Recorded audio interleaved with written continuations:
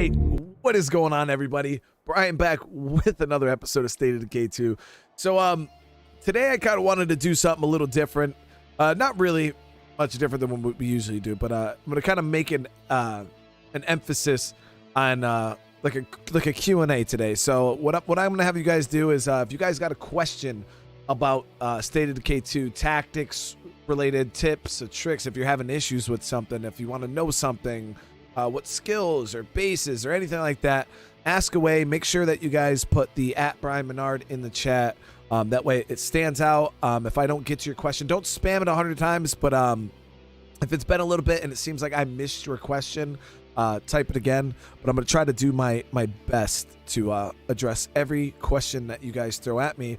And on top of that, we're just going to be playing through the beta still, and I'll be just discussing stuff that comes to my mind, little tips and tricks and things like that. Kind of be like a live guide type video where you guys can, in the now and live, ask me any questions that you guys may have. But it is nice to see you guys today.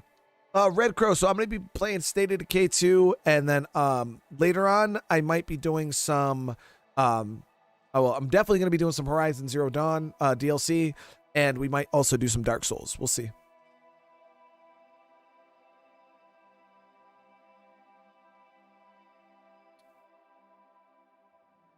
You check something.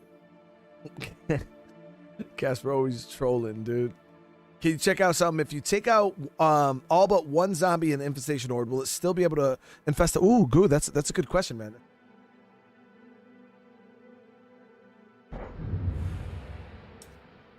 I think this is our group. What are the top 3 traits that are the most useful in the game for your characters? So, Minnie, in my opinion, the strongest traits in the game are Blood Plague Survivor, obviously, Unbreakable, Blood Plague. So, if you guys don't know, Blood Plague Survivor is the trait that makes all like your survivor, whoever has the Blood Plague Survivor trait, that survivor is 100% immune to Blood Plague. You could stand in bloater gas, right? A blood bloater gas, and you'll still take damage. Don't get me wrong, you're still gonna take damage, but you'll not get any blood plague. So that is one of the strongest traits in the game by far. Then you have Unbreakable, which makes you immune to injuries. Like you see right now, my person's max HP is lowered. When you have an Unbreakable survivor, they cannot take trauma or injuries, so you'll never lose your max HP. You'll just have the black bar that goes down that you can bring back up with painkillers and shit. So that to me is also an amazing trait. And then I would have to say, if you can't get your hands on a Blood Plague Survivor because they're really, really hard, getting any Blood Plague resistance like strong immune system or never been sick, those are 2 also really good traits. Do I have a favorite base on any map? My favorite base would have to be the farmland compound on Trumbull Valley. I think that base is all around perfection. It's so good. It doesn't have very many horde paths around it. It's in the middle of nowhere, right dead center in the middle of the map. It's pretty damn good. What is my favorite caliber to use in State of Decay? So I would have to say 9mm and 22 caliber are 5.56 is I would draw the line at about 5.56. I don't really like 7.62. It's very expensive because when you're a lethal zone player, ammo is very expensive to craft. So I tend to like to stick to like the pistol calibers are the cheapest bullets to work with.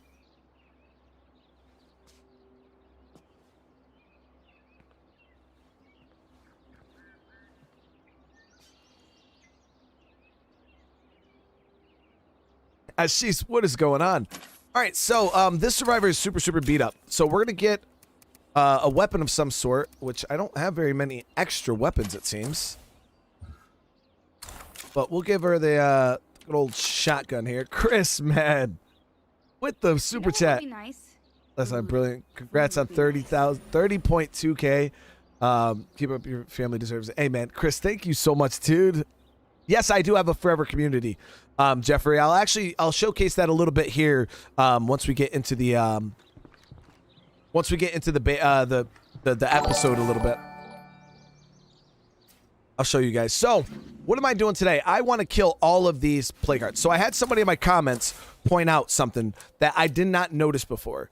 That they added a feature now to the infestations that increase the rate in which they spawn the hordes and stuff like that. Remember how we were talking before? We were like, oh, you know, there's an issue with the rate in which these things are spawning. It's very, very slow.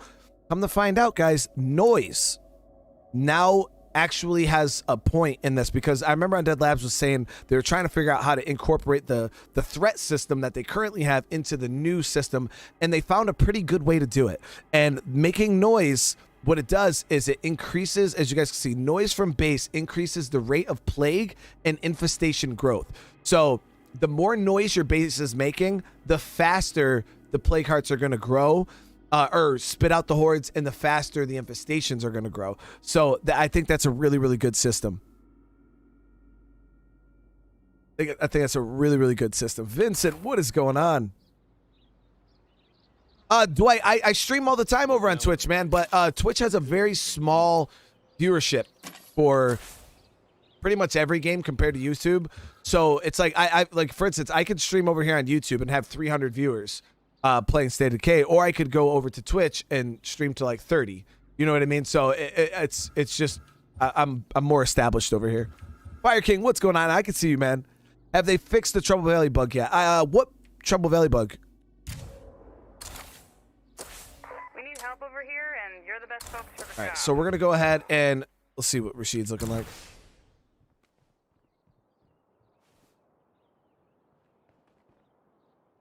Yeah, soundproofing will definitely. So a lot of noise reduction is definitely going to be. Well, no, I'm not saying that Twitch is a bad platform for other creators. Like there's tons of people that watch. I'm saying for me specifically, I don't do well on Twitch. I don't have the viewership.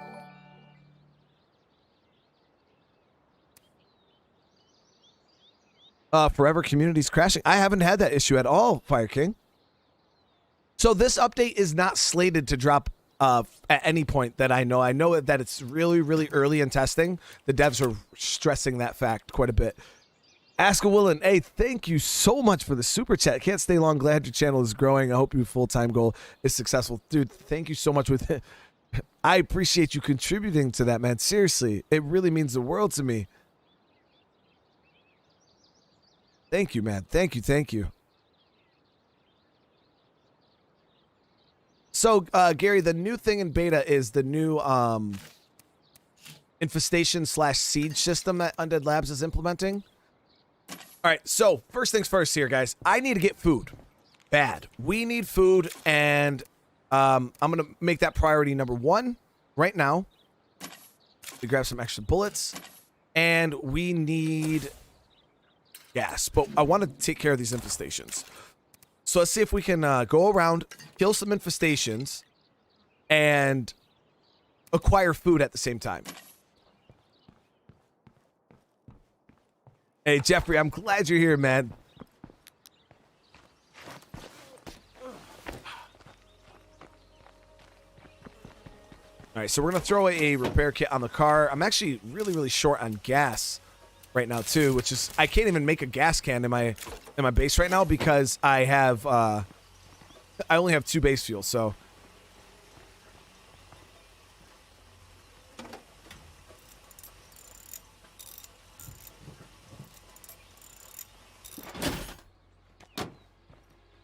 oh, Red, that's rough. That's rough. All right, so let me see here. Food. We've already hit both food locations around me right now, currently. See, so we're going to clear this house out. We'll swing by this enclave, see if they have any food for sale. Hostile enclave. I'm trying to think of all the food locations. I believe there's a spoon and cone over here somewhere. No. Have I been in that swine and bovine? I feel like I have been. Here we go. Welcome to the family, son. Hey, Zeno Armstrong with the re-up. I appreciate that so much. Thank you. So we'll take out these 2 infestations, and I'll hit these 2 spots right here for food. I should have enough fuel to make it over there. And there's a gas station over here that I might be able to get some gas from to keep the car moving. Bloodmass, you're not lying. Hey, I did not understand how good the if you guys get an enclave that has the roadside assistance, it is so good, right? It's 150 influence. You get 1 to 2 gas cans, and you can get up to 2. So this is what I got. I got 2 repair kits, a advanced toolkit, and a normal toolkit for 150 influence, guys. It is so good, so worth it. If you do get an enclave with that, don't break that enclave down. Definitely keep it. My favorite leader type in the game would have to be probably, I'd probably just have to say either the Trader Legacy. I find it to be the most useful, or Warlord is probably the most fun.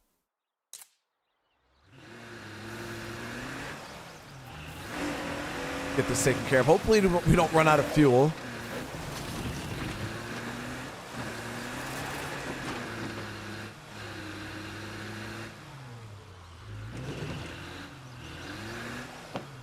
Now, I got to be a little careful here because I don't have a whole lot of stamina items.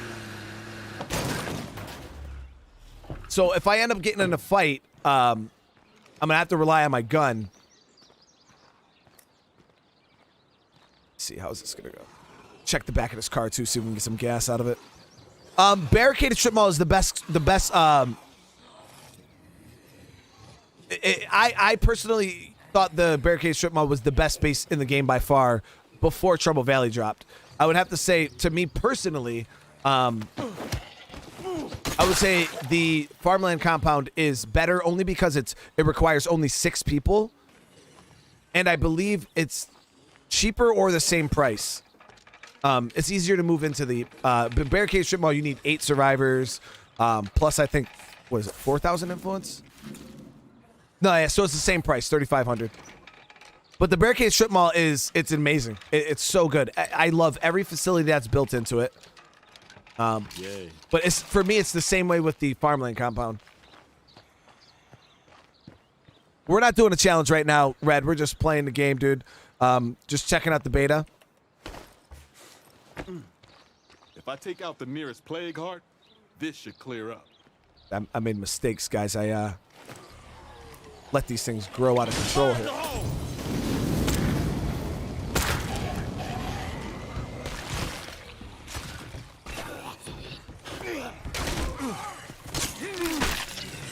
Ooh, dude. Thank you so much for the super chat, man. Shooting XP in a plague heart supplies. Legit. Yo, that's a legit enclave right there, man.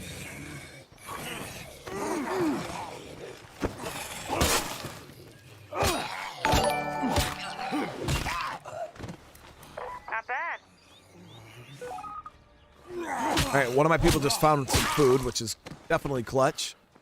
2 more zombies.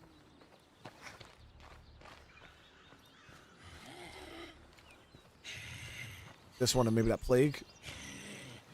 What's good? Thank you so much for this super, man. Oh, good.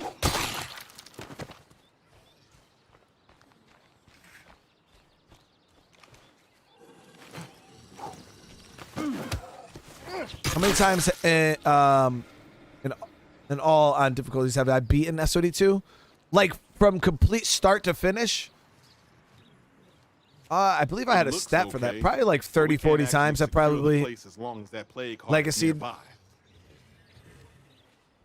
I know when I was testing Lethal Zone when it first, before it ever released, when I was doing the closed beta lethal test, I beat it about 7 times.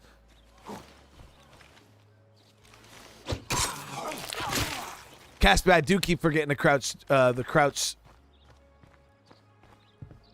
I did it a bunch the other day. I was doing it a ton. And then it just kind of slips in my mind here and there. All right, so we got that infestation cleared out. We're going to head up, take care of this one, which is also a 310. How long? So we could probably take that out before it spits out another horde. Damien with the sub, man. Thank you so much and welcome. Yeah, Darkside. Yeah, I know Darkside's updated. Yeah.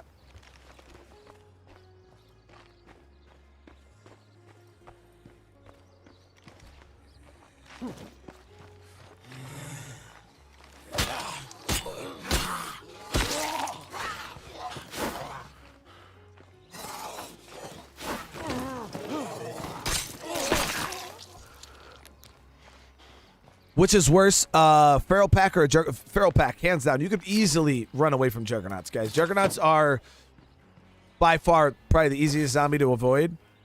You can literally run away from them. You can go inside houses, and Juggernauts can't mess with you. Now, Juggernauts are really, I would say Juggernauts are worse when it comes to AI characters, though. I feel the AI has a really hard time with Juggernauts compared to Ferals. But, like, if I had to pick, if I wanted to deal with a Juggernaut or deal with Feral Pack, I would definitely rather deal with the Juggernaut. Will I play Darkside? I probably won't play Darkside anytime soon, only because we have so many new games and stuff coming out that I want to play. And I've already played Darkside for, like, 5 or 6 series. You know, I made the mod. I balanced it. I've done so many playthroughs on that mod. I see a plague bloater. That me doing another one would just be pretty redundant at this moment. When I could be doing something fresh and new, you know what I mean?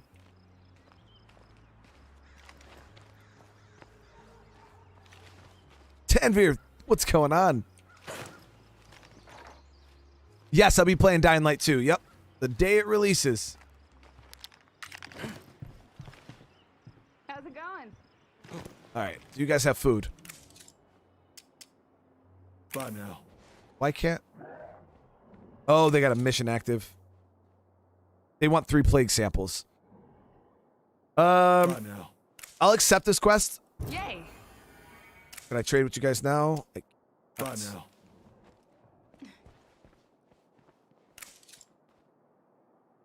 Bye now. All right, so they want some plague samples. We'll get those for them. Invalid username. What is going on, man? When's the next Zomboid stream? I was going to do one today. My mom ended up coming over, and my plans got a little pushed forward. So I might do another Zomboid stream tomorrow, or I might do a Zomboid stream tomorrow. But we'll have to kind of just see. Like I said, I've been focusing real hard on finishing God of War and Horizon and Metro, because those are games that we can just beat and then they're gone. You know what I mean? We don't have to juggle them anymore.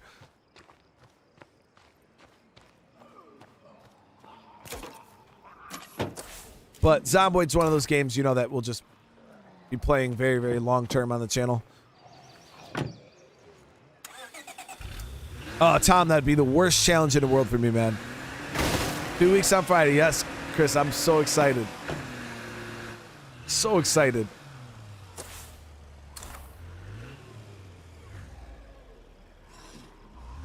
Trying to see what's the best way to get over here.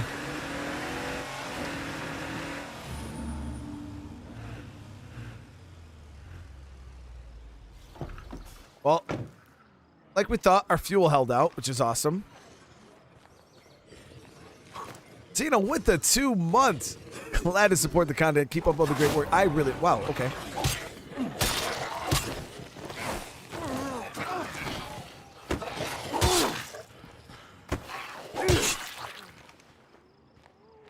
I really do appreciate that. Thank you so much. So that's 1 out of 3 so far.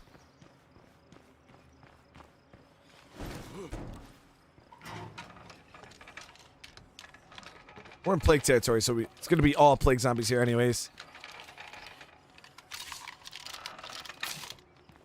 Not as exciting as I was hoping.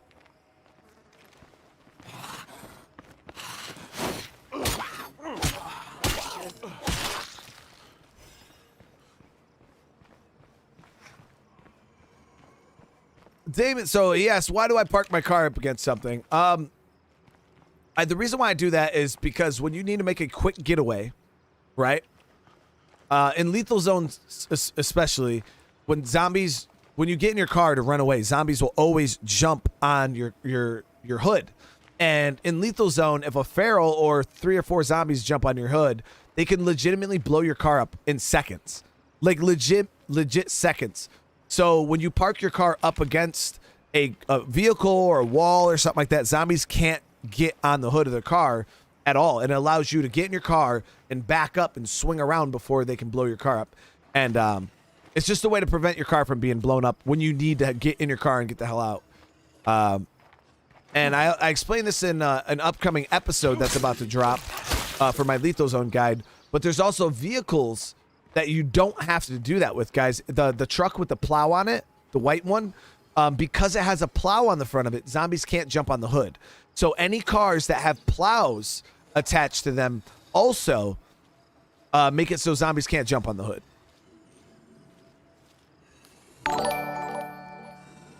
Ethan with the super chat, man. Enjoying the content. I appreciate that so much, dude. I'm glad you're enjoying it. Let's see. So we got 2 screamers right over there.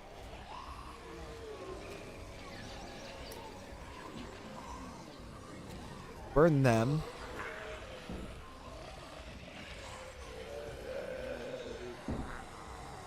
See if they break this door open.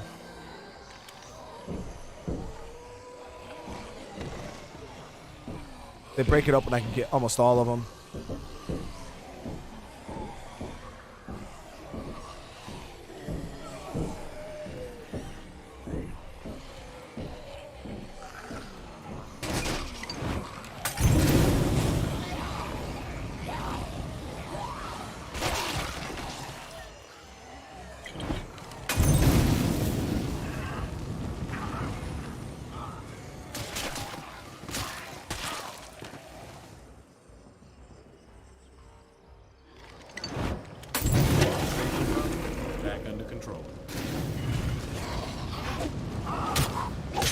On his last legs.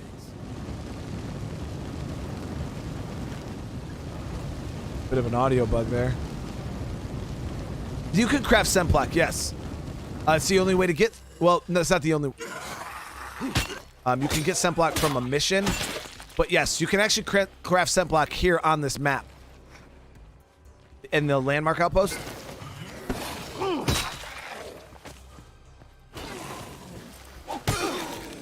So there's 2 ways to do it.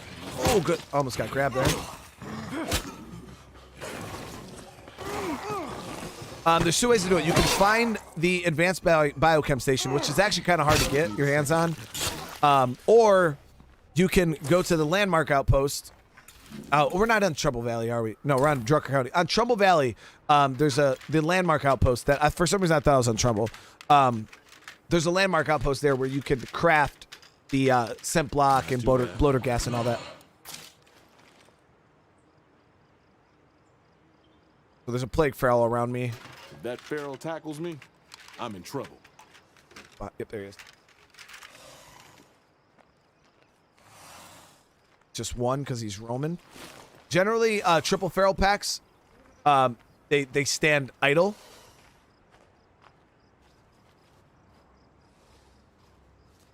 But if you see the ferals moving around, the feral moving around, that means it's probably just one.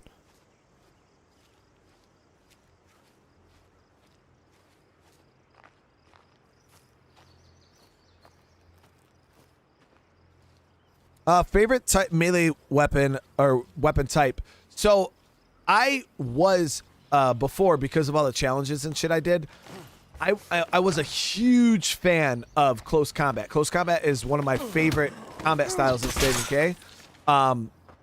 And once I got established on my Forever community, I started using swordplay a bit more. And I have to admit, guys, swordplay is just fun to play with.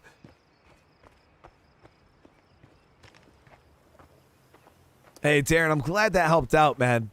Yeah, you definitely want to make sure you have some fire on you, especially if you end up getting into a horde fight.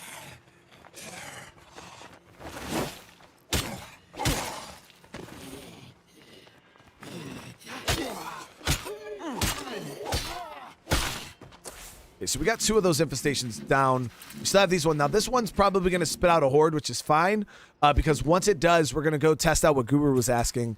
If you can kill all the horde except one, and if it's still able to infest. Yeah, landmark on Drucker is the hospital.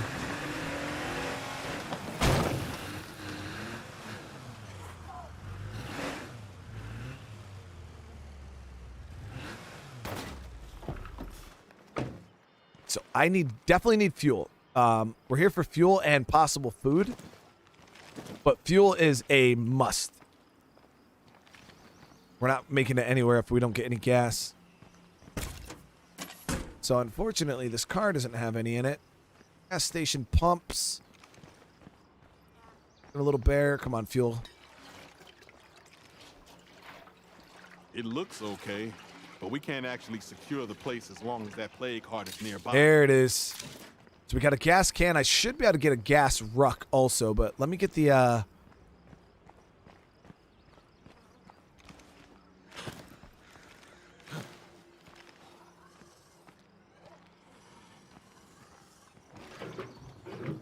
But don't sleep on close combat, guys. Close combat is very, very strong. Now, it takes a little more getting used to because you can't stand there and swing on like a horde of zombies like you can with like, like powerhouse or blunt weapons, like the actual like swing like that. You can't really do that, but the grab and push makes close combat so effective.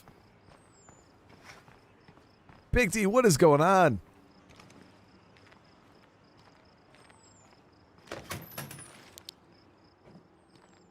See if we can get a fuel ruck out of here. Now, I'm actually not going to... nah, you know what? We're going to take it back to base because we just need fuel. Now, I watch a lot of new players play this game, like on Twitch and stuff like that. So always tons of people that are playing State of Decay for the first time. And one of the common mistakes I actually see players make is they use heavy weapon, like as just normal weapons. And it's not like the worst thing in the world to do that, but... when you're using a fresh survivor like this guy here, if I just had him kitted out with a heavy weapon right now, I might be able to get 3 to 4 swings before I'm completely gassed on stamina. And for me, it's gonna get you killed. It's gonna get you killed. There we go. So we got all of our samples. We got a little bit of fuel. Let me see if we can get some food. Yeah, hey, I do like the back of my car. That's for damn sure. Why don't I play with a controller? Wolfie, because I'm a PC gamer, man. I despise controllers. Like, aiming with a controller is it's archaic to me, man. Nah, I'm a PC guy, man. I love my mouse and keyboard.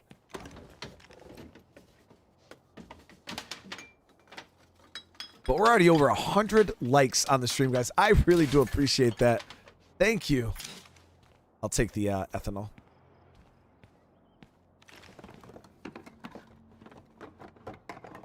Do I think State of Decay 3 will have PvP? I don't think so. State of Decay really isn't like... because State of Decay supports permadeath, I could never see State of Decay and have PvP like... I don't know. It's never... If you look at the devs, they've never shown any interest whatsoever in PvP. It's never even been spoken on. So I don't think we would see PvP. Now, the only way I think they could make PvP work in a game like State of Decay is if it was a separate game mode that you could like... kind of like Daybreak. How you can like play as a random red talent operator. If I die, it doesn't really affect anything. I could see PvP working in that capacity where it's its own separate game mode. But if it's not, I don't see it working, and not in this game. Because there's too much griefing. Like, look at a game like Project Zomboid. You know what I mean? Like, having PvP in that game is awesome. Like, it sounds good in theory, but when you're really playing, and say you put months and months into a character and you max it out, and then you get griefed by some asshole, like, it feels really bad and it's not enjoyable. And after, I guarantee after people get griefed once or twice, they're just not going to want anything to do with the PvP anymore. You know what I mean? Now, there's some people who live for PvP, but I feel like State of Decay is a very PvE-oriented game.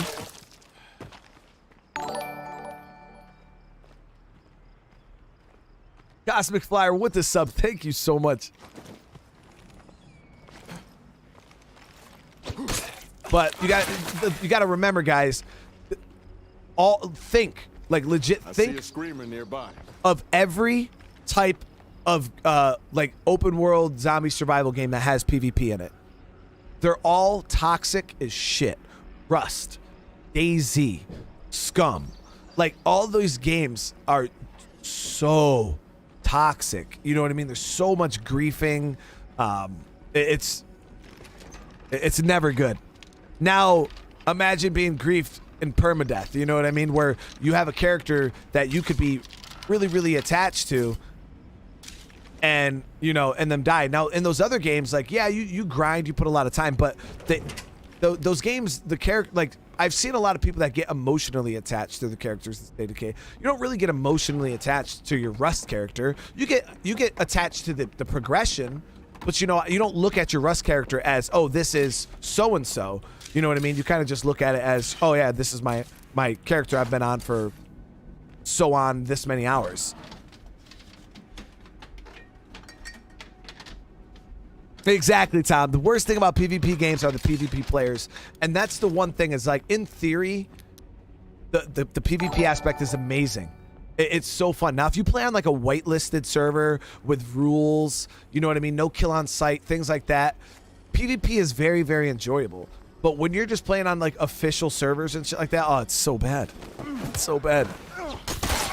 Ortiz, thank you so much for the sub, man, and welcome. So this is the beta that has the new infestation system in it. The new infestation / siege system. All right, so I was able to get my hands on one bag of food so far. We're gonna go drop off these samples before they get pissed. Do a challenge with only 3 or 4 star skills. I've done something like that before, Red. So the thing is I don't feel like skill blocking makes the game any harder, because I know how to fight with a survivor that has low melee. It really wouldn't hurt me all that much if I couldn't specialize, because I would just use energy drinks. Now, if it was like a no energy drink challenge or a no stamina item challenge, that would be super hard. But other than that, I don't think it would really be all that hard.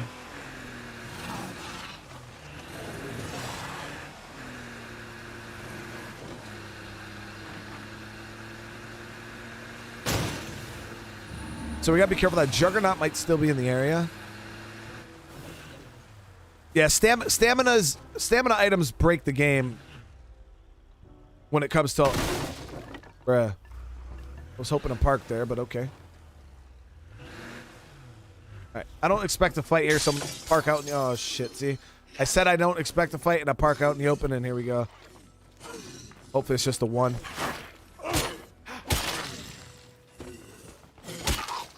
The one time I don't pin my crop against something is the one time I get screwed.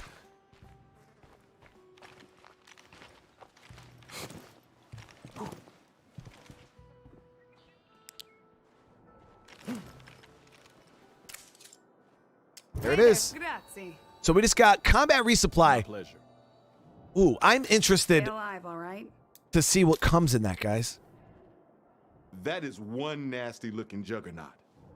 So we're in testing phase right now. Does anybody think combat resupply is worth the 150 influence? We're about to find out. Let's head back to base. I'm gonna drop off this stuff, and then we're gonna check out that that radio calling. I'm really, really curious.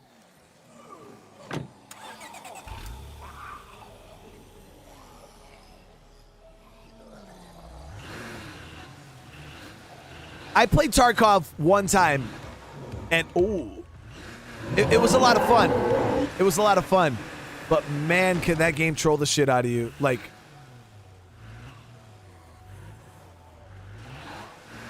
I remember I finally got some good gear, went out on a mission, I got killed literally instantly. It was pretty fun.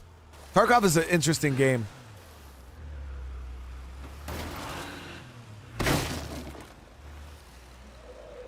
So, Johnny, I asked Jeffrey Card that question,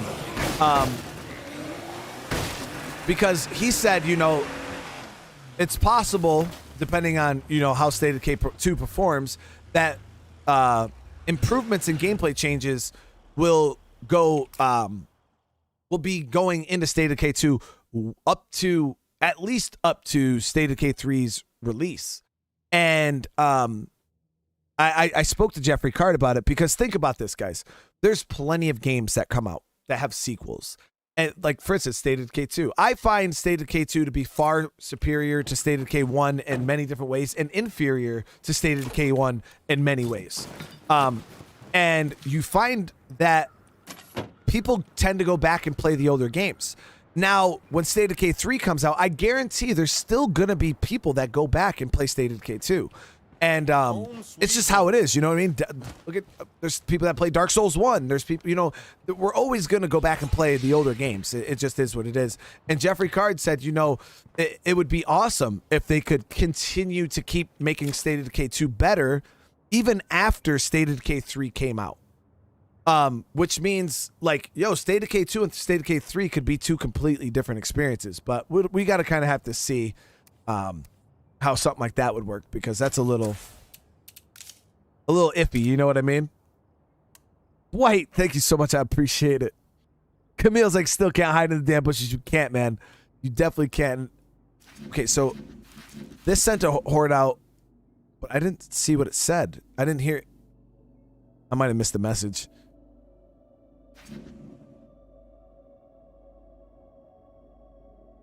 So we're going to head up here. We'll get the, I'm going to clear out this infestation, get food out of there, and we'll get fuel out of there. And did I loot this heart? I didn't. And we get meds and stuff out of there. So we're going to hit that. Got a lot of stuff up there. How many outposts do I have? Why the hell did we build this? I don't remember. Cooking. We needed a cookbook, right? Okay, yeah. So I can craft energy drinks. What the hell am I doing? Oh, don't enact rationing. Do 2 stacks.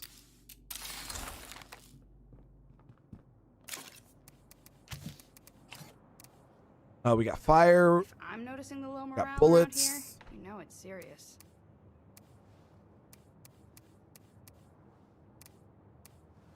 Good to go. My worst moments in State of Decay 2. Oh, man. I've got quite a few of them.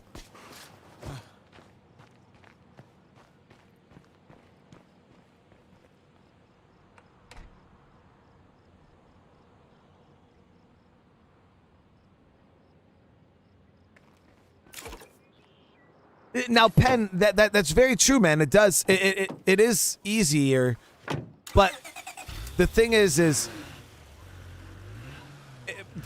people don't play fair, you know what I mean? And people just do shit to be assholes. And that's where the issue comes from, man, is you can't do anything about assholes. Nothing.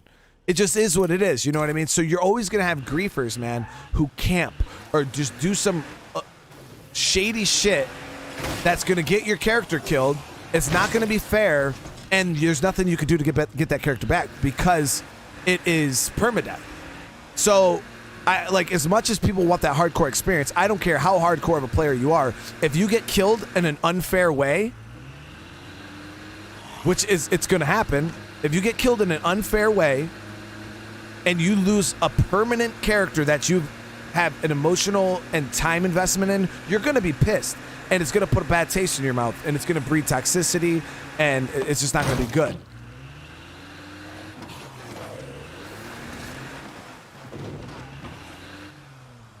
I better keep an eye out for plague zombies.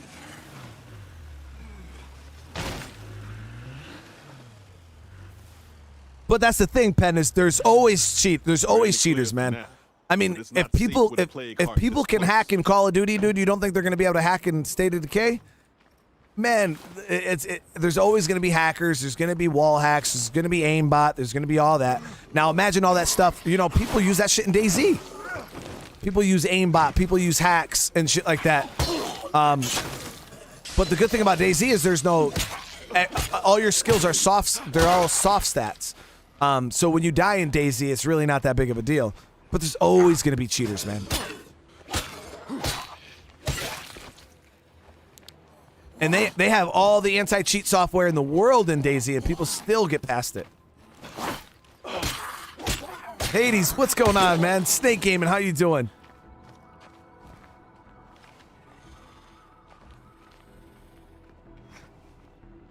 I don't see anything worthwhile in here.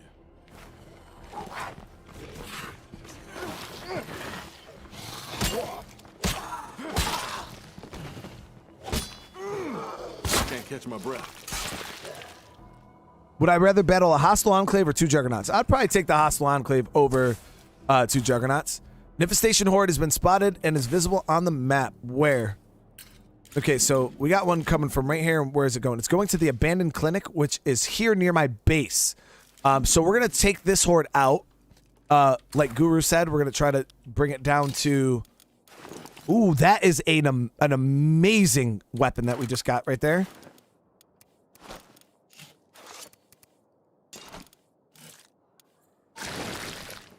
Let's go intercept that horde before it gets back to my base.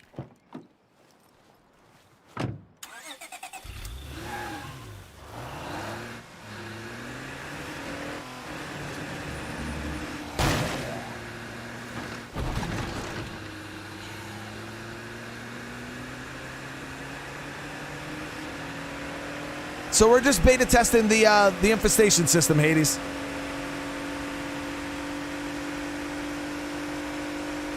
Yeah, it does. All 22 weapons, when you throw a suppressor on them, oh man, they get chewed up pretty bad. If you put an advanced suppressor on it, it's not too bad. You can generally get like 250 to 300 rounds through the gun before you have to repair it. With the suppressor it has on it now, I'd probably be lucky if I got 120.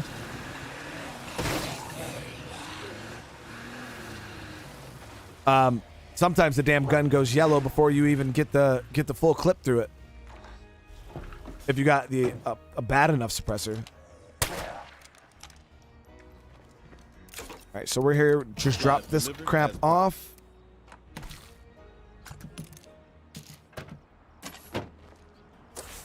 Alright, so where's that horde at? So we're gonna try to intercept it right here. Now that horde is fucking moving, dude. It is the cheapest ammo to make, yes.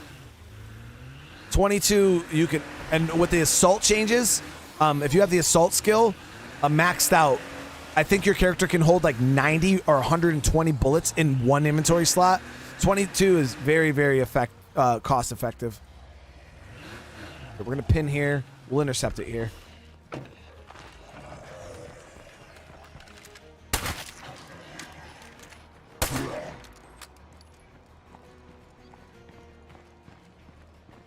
So my goal is to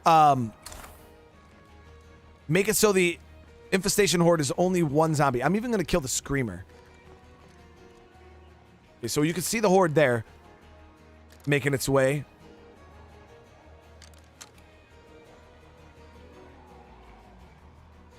We're going to kill the screamer. We're going to kill the horde. We're going to leave one zombie.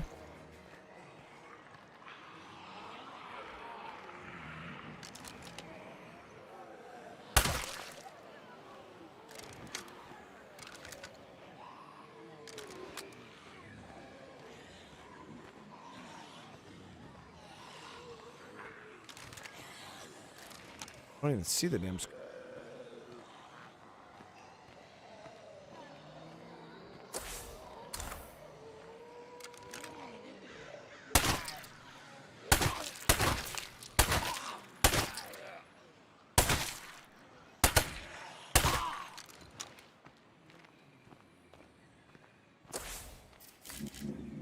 It says one zombie, one screamer.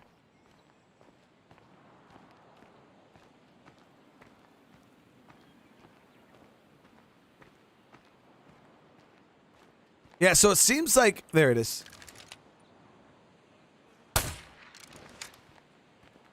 Nope. Oh, so as soon as... Yeah, Goo, as soon as you killed... I think... As soon as I killed that infestation... or the screamer... Oh, get on the car. Really, dude? It killed the horde. Even with one zombie left. Maybe we should have... So now I'm curious. I wonder if you only have to kill the goddamn screamer and it destroys the whole horde.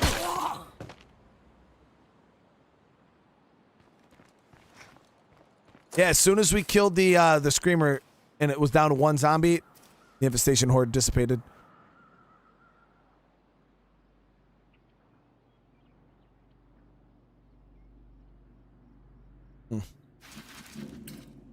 So I'm gonna leave this one for now. We'll go burn this one out. I like sniping, Jake, in this game. It definitely is. It could be very, very useful.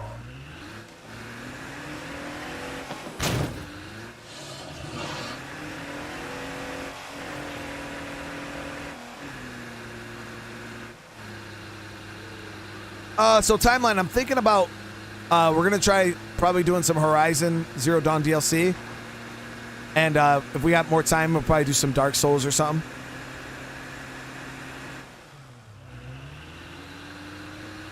Yeah, one zombie doesn't make a horde. That's very, very true.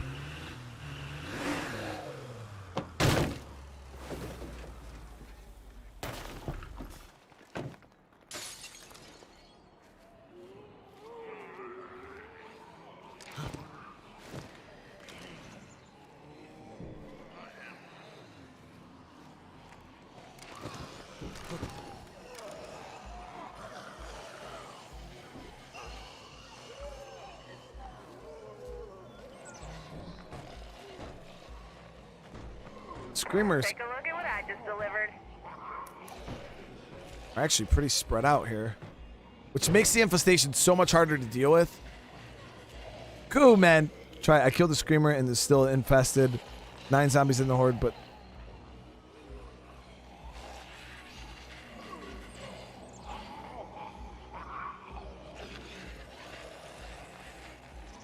and it's still infested.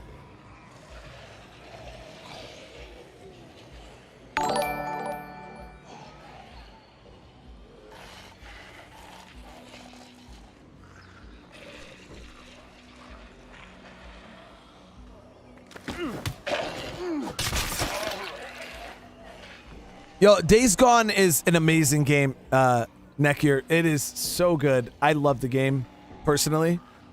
I wish I had firecrackers just to make this a little easier, but I think I could probably shoot both screamers before the other. Yeah. I think I could shoot both before they get a scream off.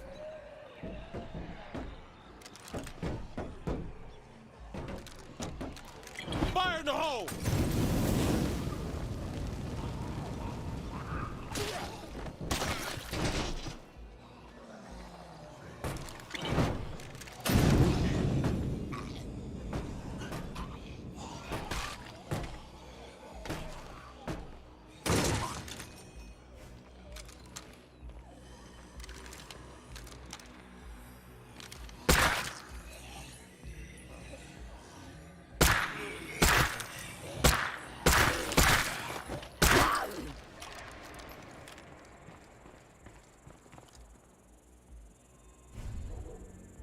Still infested? Okay.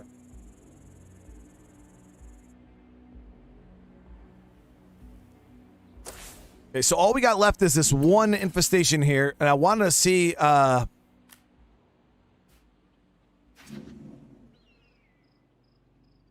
still an infestation 3. Yeah, I was really butthurt about not getting Days Gone 2. I don't understand the reasoning behind it. I think the game would do it very, very well.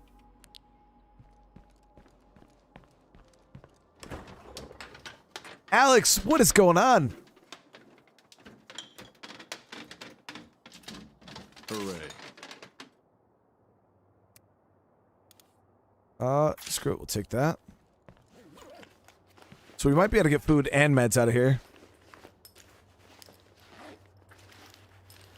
Jake, I actually do. More of that. So when I was talking about the legacy pool change or the legacy survivor changes, I was mainly talking about just ways to take Okay, I'll take it. survivors out of your legacy pool and use them while you're already in a game.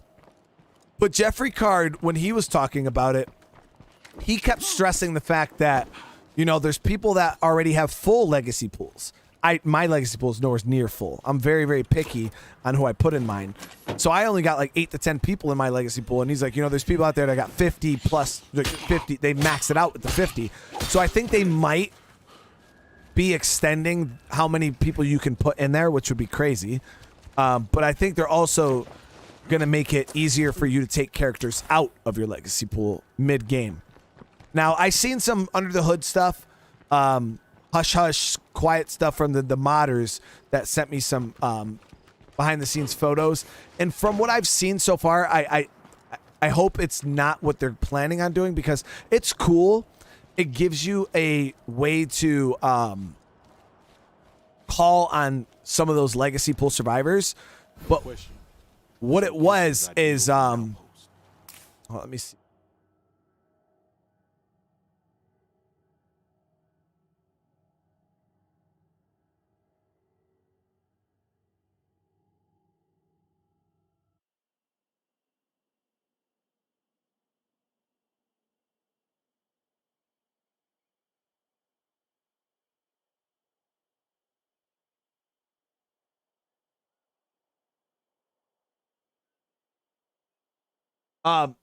This is what I seen. All right. So obviously this is not legit anything. This is just something that was data mined. There's something that's called temporary prototype. It's recruit legacy. It allows you to recruit survivors into your but it's random. That's what I didn't like about it, was the fact that it said random. And I was like, you know, I'm not a huge fan of that. The fact that, like, yeah, we'll be able to get a legacy survivor out, but it's random. I have no choice on what survivor comes, and I'm just like, dude, no. I want to be able to pick what survivor I get and what survivor I don't get. You know what I mean? So, like I said, that was just data mined. It might not be what's coming out. It might be. We don't know. So there's no reason to get upset or butthurt or, you know, anything about it. We just got to kind of wait and see.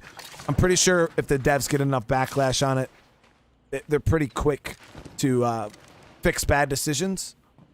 Plague territory is a bad place to hang out for too long.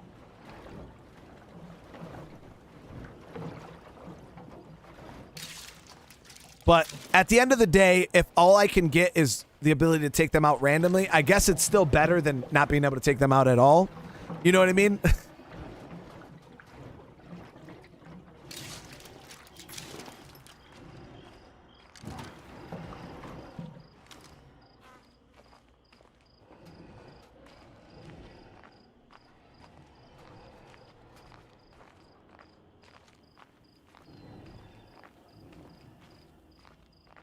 It is a gamble. It is a little bit of a gamble. Like I said, you know, it's not ideal.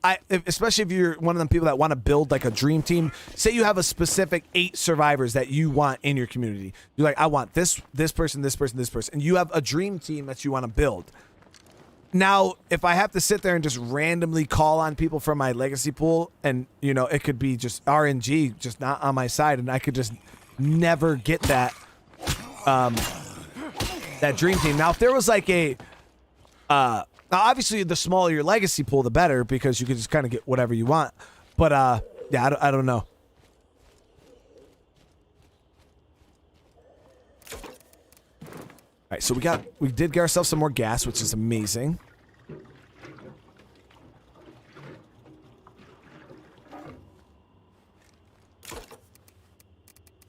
Drop that in there.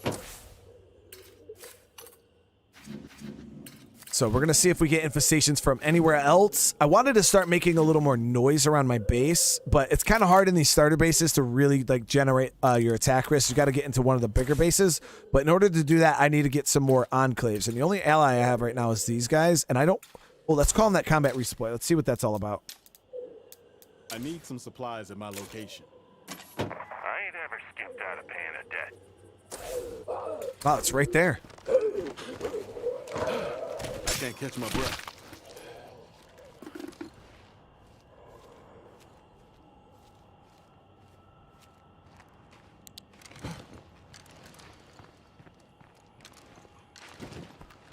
I just need a second to catch my breath. It's now, Sarah. Now that is very true. Now, if it's like the Red Talon, where you know how if you call on a Red Talon, they show up, they're like, hey, do you want this person? You could say no and send them back. Now they just can't put a cooldown on it though, Sarah, because the thing is with Red Talon is you can only do it once every 45 minutes. So if I call in a legacy character and it's not the one I want and I say no and I send them back, I don't care if it's like a 5-minute cooldown or a 10-minute cooldown, but if you're making me wait 45 minutes to an hour before I can do it again, that would be frustrating. So I don't mind if they put a cooldown on it. but just make sure the cooldown isn't ridiculously long.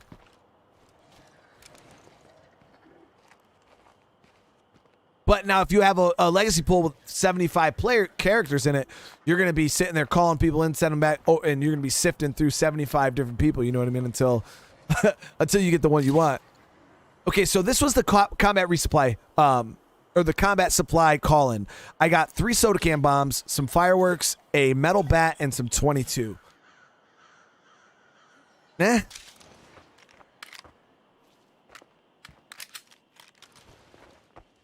It's okay. I don't know if maybe that was a bad one, but it's not anything to write home about.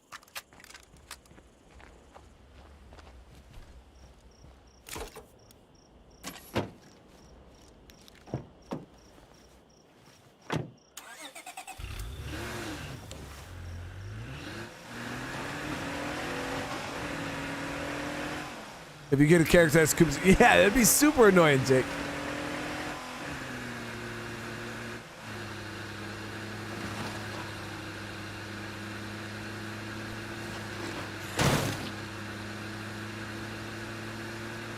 All right, so we're gonna go and try to spice up our arsenal a little bit.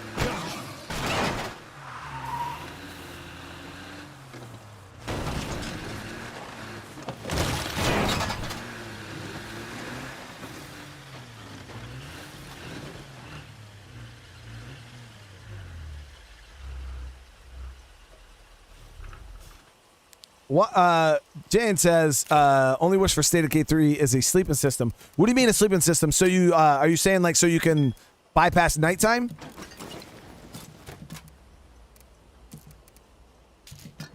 Because I don't mind games that do that allow you to skip the night. Somewhere around here and fancied herself a survivalist.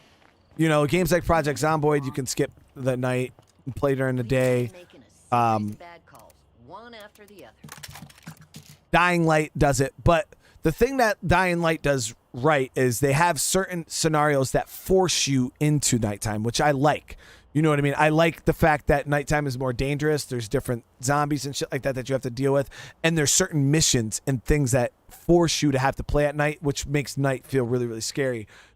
State of Decay, when they first dropped, they were trying to sell nighttime like, oh, it's super dark, it's dangerous, blah, blah, blah, blah, blah. But there really isn't much of a difference between daytime and nighttime in State of Decay compared to a game like Dying Light. So I feel like if they do focus on my priorities for a while, make it skippable, there also has to be something that makes it makes you want to play at nighttime. You know what I mean? Like there be some benefit to playing at nighttime, whether that's more XP gain or you know, like I don't know, or a nighttime freak, something like that. You know what I mean? All right, so we got the shitty small ass backpack.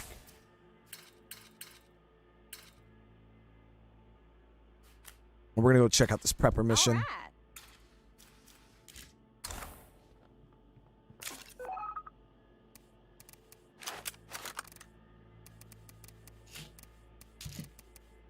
I actually do have quite a bit of explosives. We actually might be able to take it on another play cart.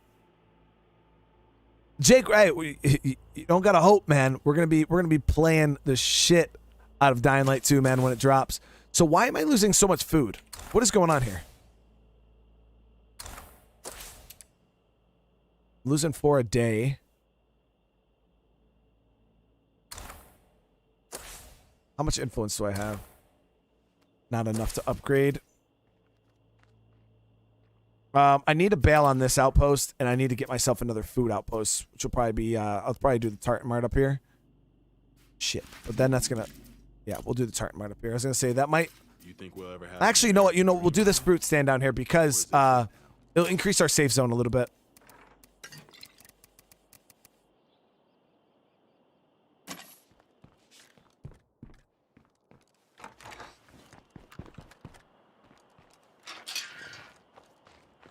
We're like super low on food right now. It's kind of crazy. Not happening. Is the update going live tomorrow? No. I don't believe so. From last time I checked, Undead Labs said this wasn't even the update. This was just a potential update for the future. Like they had no intention on releasing this. I don't know if maybe the reception of it and how it's played out is maybe expedited their original plans on making this live. So I don't know. I could not tell you guys, but I haven't heard anything about this coming out.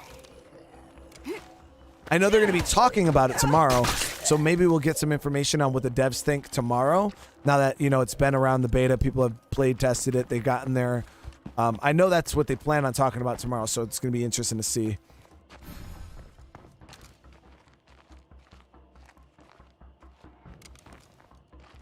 Place looks empty. Let's go. Consider this outpost done. That's sad. So we a got little more work could really pay off here. only losing 2 food a day, which our food should now be yellow. Awesome.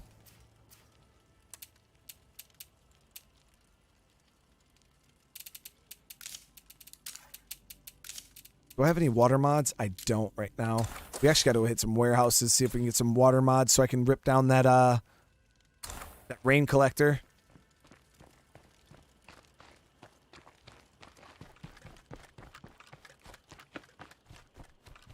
Because I want to clean up our food loss a little bit.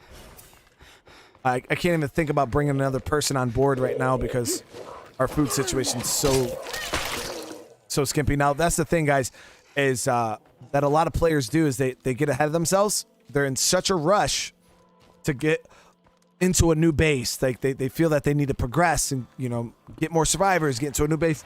And the thing is I feel like that's where people start running into issues, food-related issues and things like that, because they're rushing it. Like right now, if I were to get another survivor, I would just be adding to my food problem. You know what I mean? And it would just make I would have to go do more food runs, which would mean I wouldn't be able to focus on infestations or focus on getting, you know, more ammo or more guns. I'm constantly just gonna have to focus on food. So right now, my goal, I want to keep my group small so I can focus on what I'm doing. I'm going to loot this house. Priorities, you know what I mean?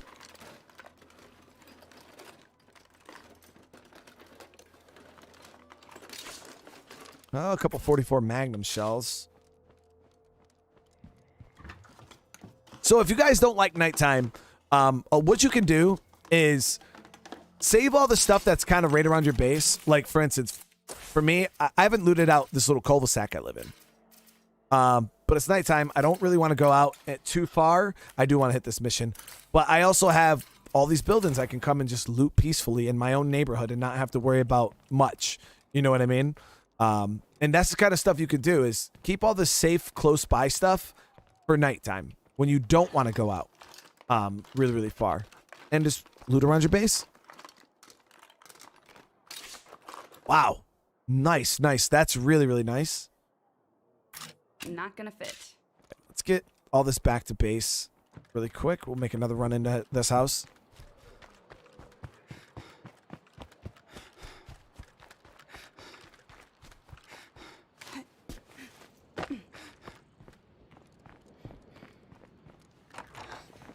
Stayed out of trouble.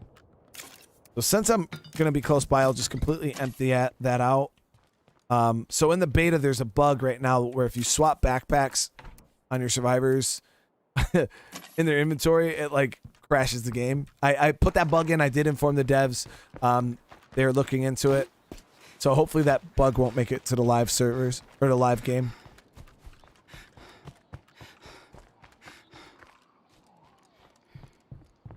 What do you consider the peak/best experience in terms of difficulty for this game? I would say I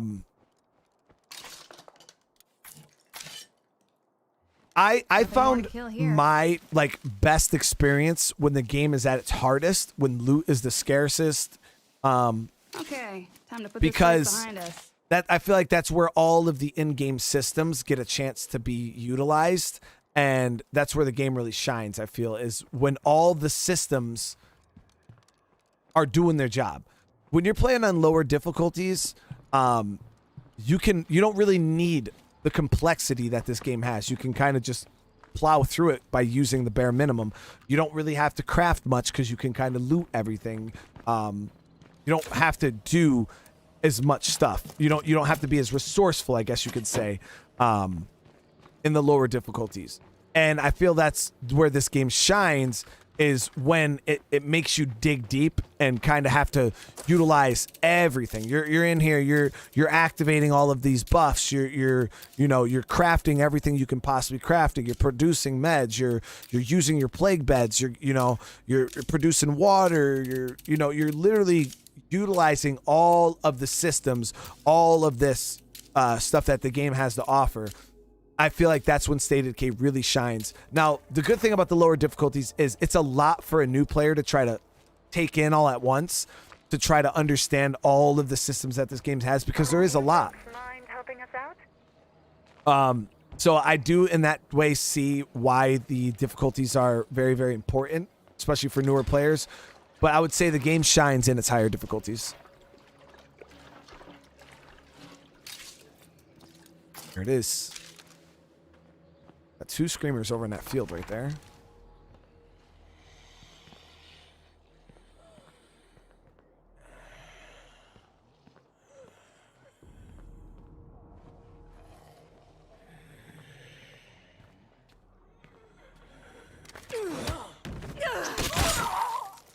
Scott, what is going on? Did you ever explain why zombies their eyes turned yellow? Gary, I don't think anybody's ever asked me that question before. Like, why do the zombies have glowing eyes? I know the exact reason why the zombies have glowing eyes, and it's actually pretty funny. I can't use it. Maybe someone else can. I'm pretty sure some of you guys know in chat too why they have glowing eyes. But yeah, the story behind why Undead Labs ended up doing that was actually pretty funny. My trigger finger's itchy, so we're not clear yet. But I guess I'll tell the story anyways, if anybody cares. But the reason why the zombies in State of Decay have glowing eyes is in State of Decay 1, there was a bug. There was a bug in the game that made these zombies' eyes glow. It was never intentional. The devs, the zombies were supposed to just be normal zombies. And yeah, there was some kind of bug that got into the game. They went ahead and they were like, oh shit. I think they looked into fixing it, but then they were like, you know what? It looks cool. Let's just keep it. And they kind of just made it their own trademark thing with the glowing eyes. But yeah, originally it was a bug.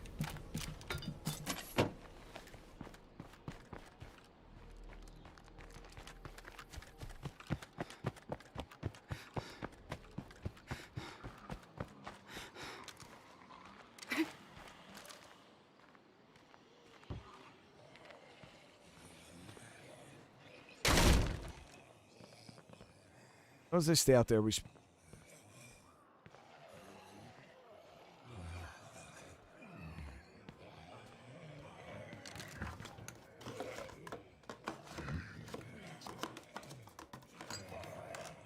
The place has been bled dry. Time to move on.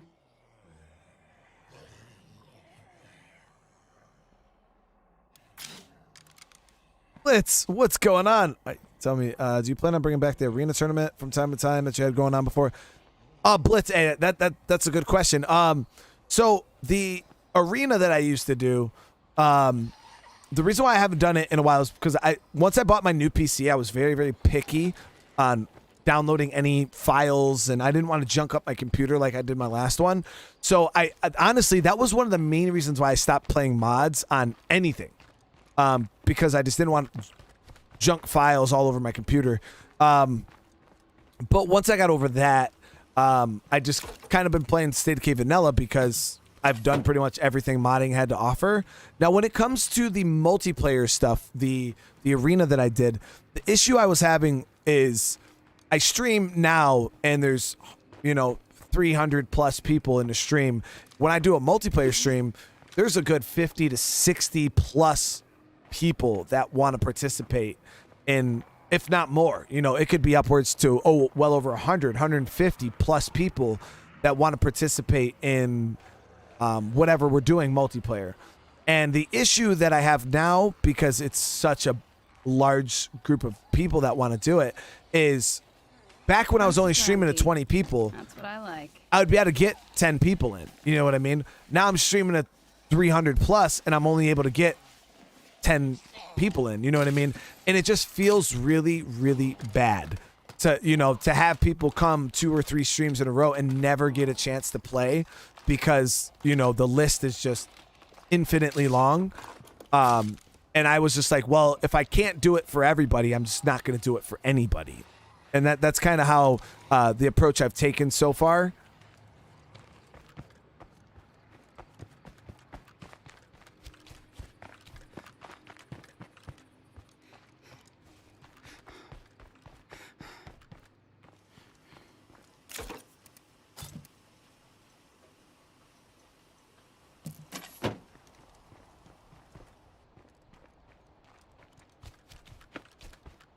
Animator, what is going on?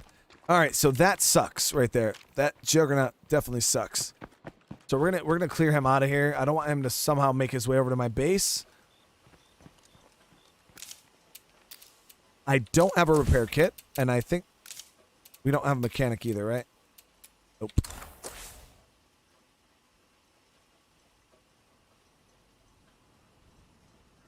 Jacob, we might be doing some Dark Souls tonight, man.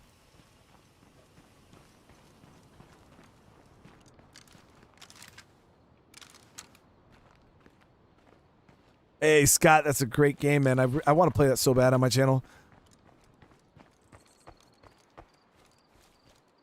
All right, let me see if we can get some shots on these screamers.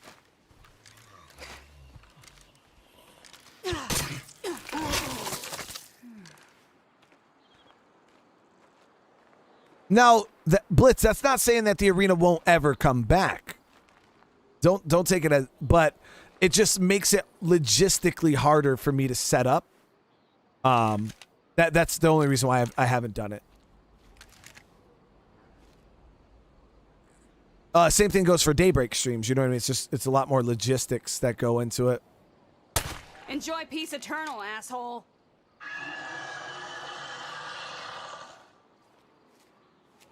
Where is he?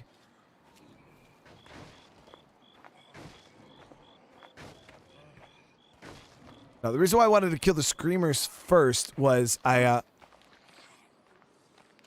don't want them spawning bloaters on me while I'm trying to mow down this Juggernaut. But I can't see him. I think he's down. Melissa, how you doing? Jacob, I appreciate that. Thank you so much for even considering that, man. Seriously. Yeah, we definitely are going to be playing the crap out of some Elden Ring. I'm really, really excited. I didn't know much about the game. And now from everything I've seen and heard, it sounds like it's going to be amazing. So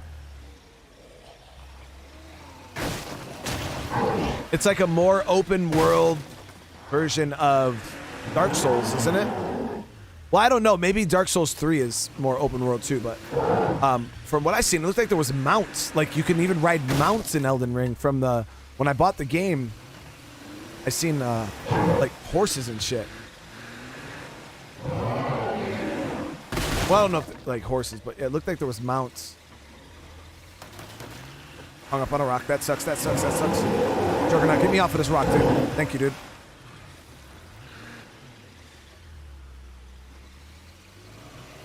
Bye-bye. Hadouken!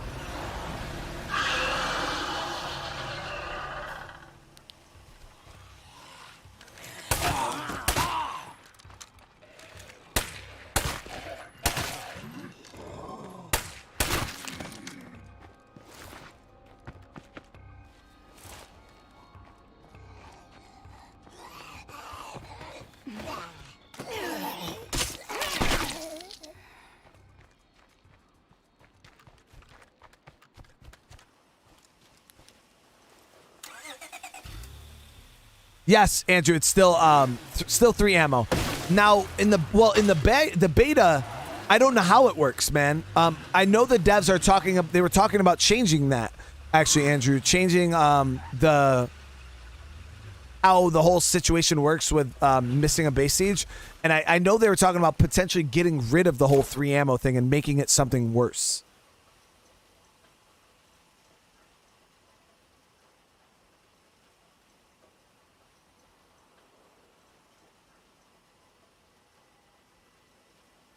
Yes, we're almost at 250 likes. I do appreciate it.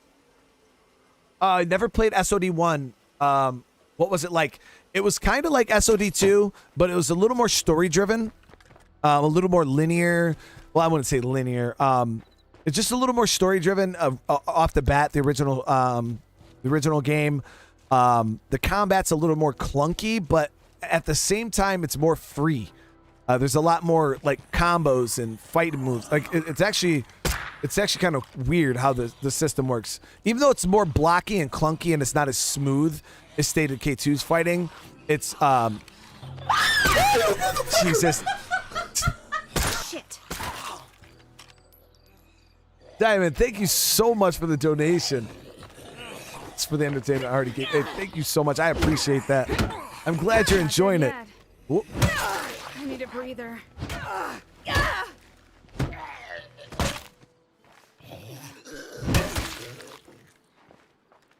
So this rifle I'm using here is actually the Prepper's 1022. It is super good. It's a 50 round 22 caliber rifle with a drum mag and a scope. It's very, very good.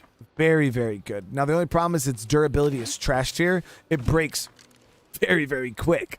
So you got to be careful using it.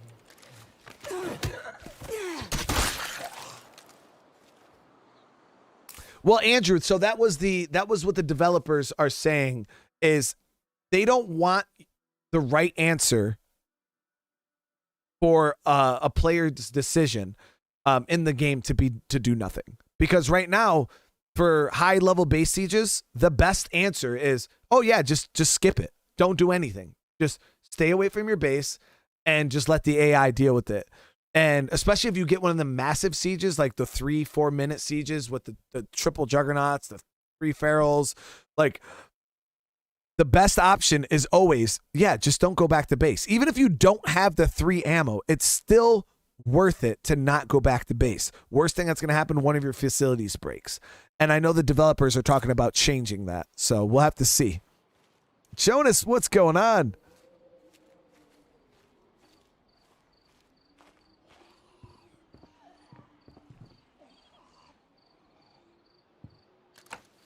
It's locked. Figures.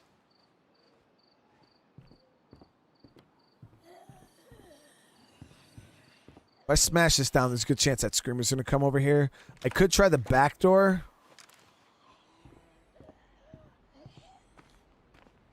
Or we could just kill everything. That works too.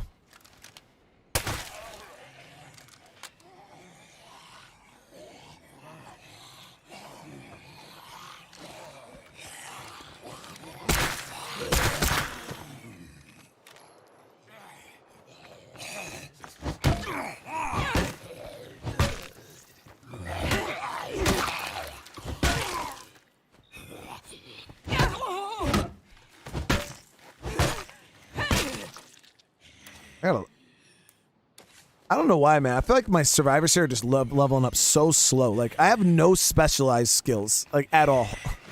These are just plain Jane regular ass survivors.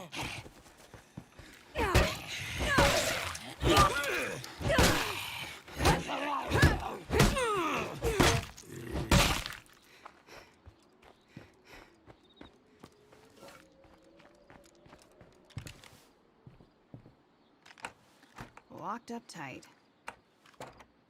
Could I be any louder?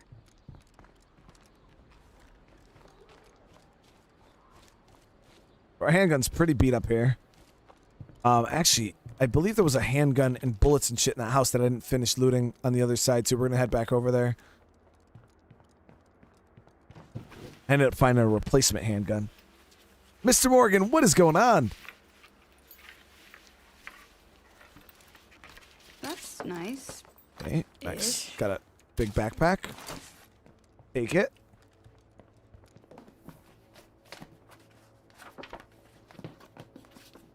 Hey, Nolan, the Kodiak is my favorite weapon in well, there's a shotgun like the Kodiak.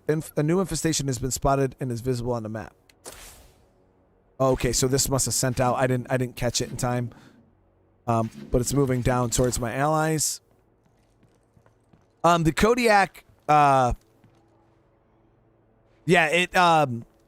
It's a great shotgun. Shotguns in general are pretty damn good, especially in Daybreak against all the armor zombies.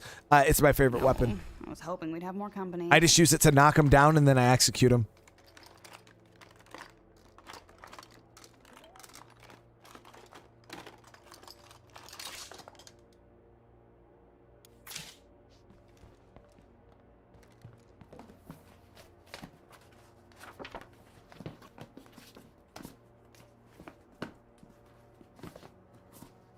I'm not gonna find anything What are else the here. 3 dots on the infestation? So here, what they ended up doing is they now show what level the infestation is by the dots, where before you would have to scroll over and you'd say, okay, this is 1 screamer, 6 zombies. That's a level 1 infestation.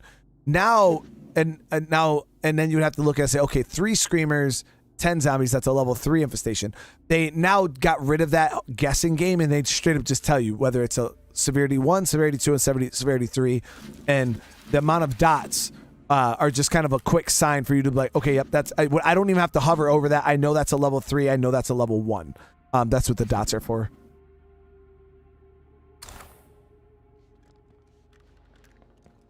Shotguns do draw quite a bit of zombies on lethal still. They're not as loud as you would think, though. They're only as loud as they actually made shotguns quieter than they used to be. Shotguns were, I believe, as loud as 50 cals almost when State of Decay first dropped. And then they buffed the shotguns and they actually made them only as loud as 5.56. So 5.56 and shotguns now make the same amount of noise.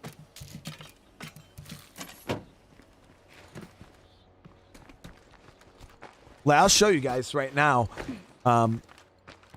I'll showcase some shotgun action.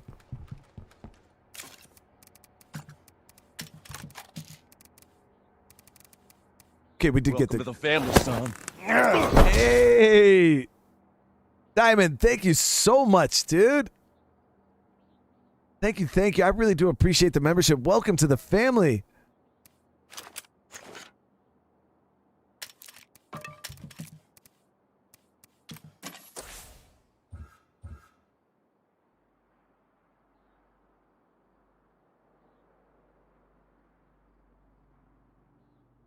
And if you're not a dude, please tell me so I can stop calling you dude. I hate when I do that. Who are we on right now? Okay, so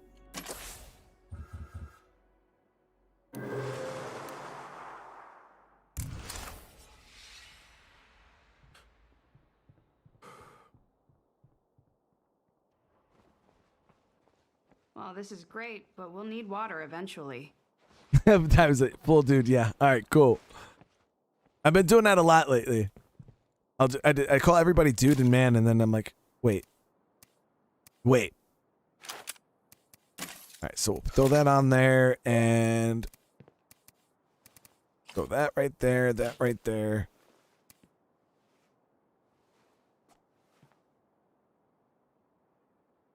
Did the pull the blood plague? So. Blood Plague Survivor, I think the only way to pull it is to, you have to roll it in the beginning of the game where you sit there and you roll your characters that you want to start with. Blitz, hey, with the donation. Thank you so much. I really appreciate that. Hey, Pro Bono, I'm glad to hear you're doing okay. Oh, okay. So we're going to showcase shotgun. I think the only shotgun I have, though, is my sawed-off. So, let's go ahead. Let's get a replacement gun for the Enclave member that I'm going to steal the sawn-off from. Someone needs to take charge around here. Hey there. So shotguns are, I wouldn't say they're viable. Like, you can use them. Now, would I like go out of my way to use them? Maybe not, but they're viable. You can definitely use them. In lethal zone. You're gonna have to fight, but I'll show you right now. So let's actually get a hey, Pac-Man with a sub. Thank you so much and welcome. Let's go ahead and get a plague cure. Oh, that's bandages. Damn it. You know, I never agreed to go on a diet. We need some more food. Yeah, we definitely need some food. So I'm going to grab this bag of materials. There's an enclave up here that is going to become allied with us once we bring it to him. Damn. Bavarian, what is going on? Guys, we're at 260 likes on the stream. I do appreciate that. Seriously.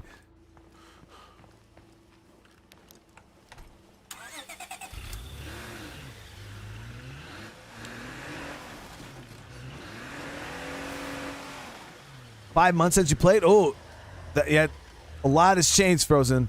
A lot has changed.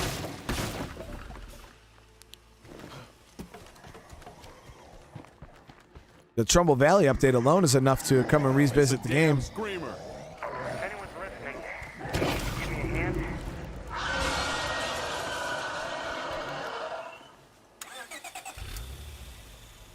Now, I wanted to show you guys shotguns, but I didn't grab shotgun shells, so we're going to swing by my outpost real quick. I'll run in, grab a stack of shells. I think I have a stack of shells. Let's hope. It'll be a very short preview on how to use shotguns. Yeah, we got some shells. Not a whole lot, but we got some shells. Now, that's the thing about Lethal Zone, especially when you're playing, is people ask, oh, what's your favorite gun? You know, what's the best gun to use in Lethal Zone? What's your favorite gun to use in Lethal Zone? And realistically, the answer to that question is whatever gun you got bullets for. Seriously. And there's going to be moments like that where you don't have a whole lot of 9mm or you don't have a whole lot of 5.56 or 7.62, and you're going to have to just use what you got. If shotgun is what you got and you got shotgun ammo, then you're using it. You know what I mean?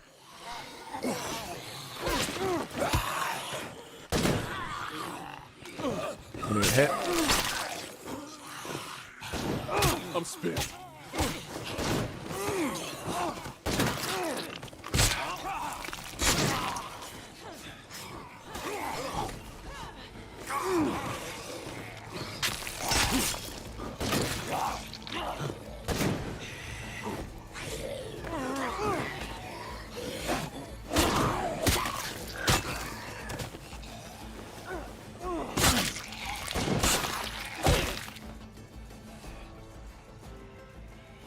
So, for instance, I'm going to shoot the shotgun off right here.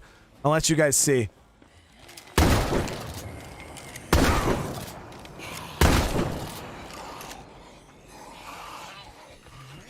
Now, the best way to use shotties is try to get the zombies all, like, grouped up as tight as you can. Now, the good thing about them is they don't jam or break. Now, granted, I do have this enclave here, so you can see there's zombies coming from pretty far away. But it's not anything crazy either.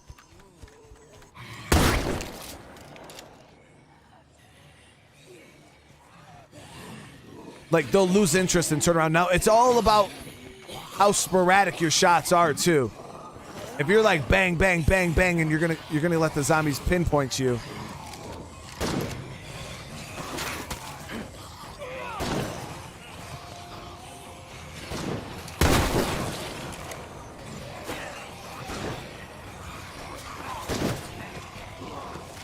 But as you can see, I would only use shotguns in an emergency, like, because as you guys can see here, it looks like I'm just creating more issues than I'm solving. You know what I mean?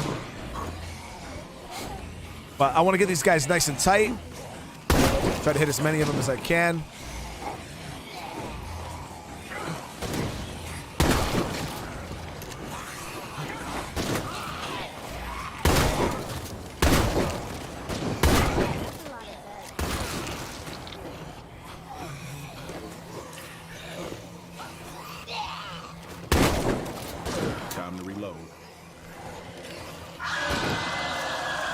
But we're trying to see if shotguns are viable, and I'm going to say no. Like I said, case of emergency, you know, break the glass. But outside of that, I wouldn't say this is worth it, guys. Looks like we got a bloater.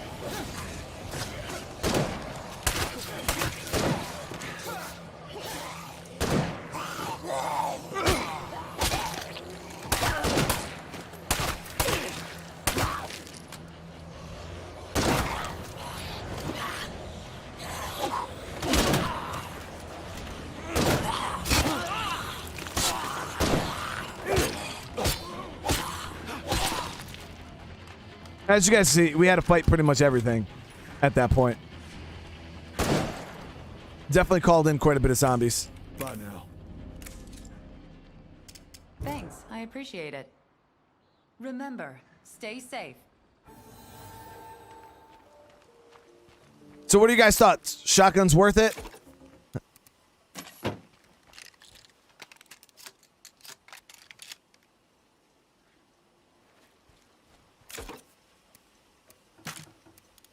Well, I mean, if attracting all of the zombies is what you're going for, shotgun's definitely worth it. Let me see. How you been? Book. Hola, friend. What's new? Wow. This survivor has big health and big stamina. And her name is Smart. I might recruit her. She doesn't have max cardio, and she has 139 for her stamina, so I'm thinking she has some type of stamina trait.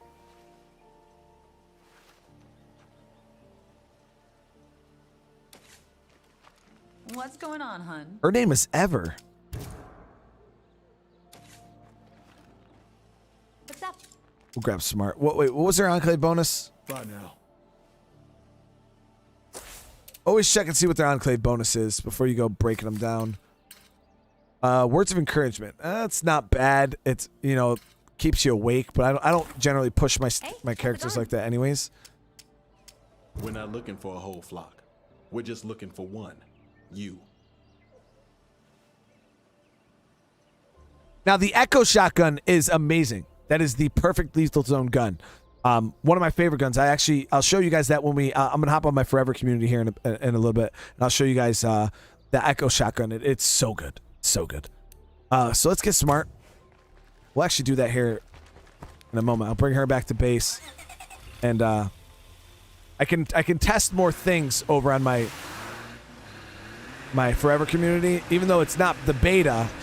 I can still test like tactics or answer any questions, showcase stuff that you guys might want to see.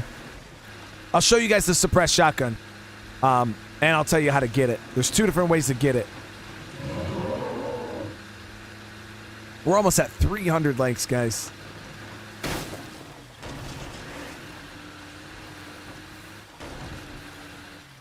Actually got some house cleaning I got to do on my...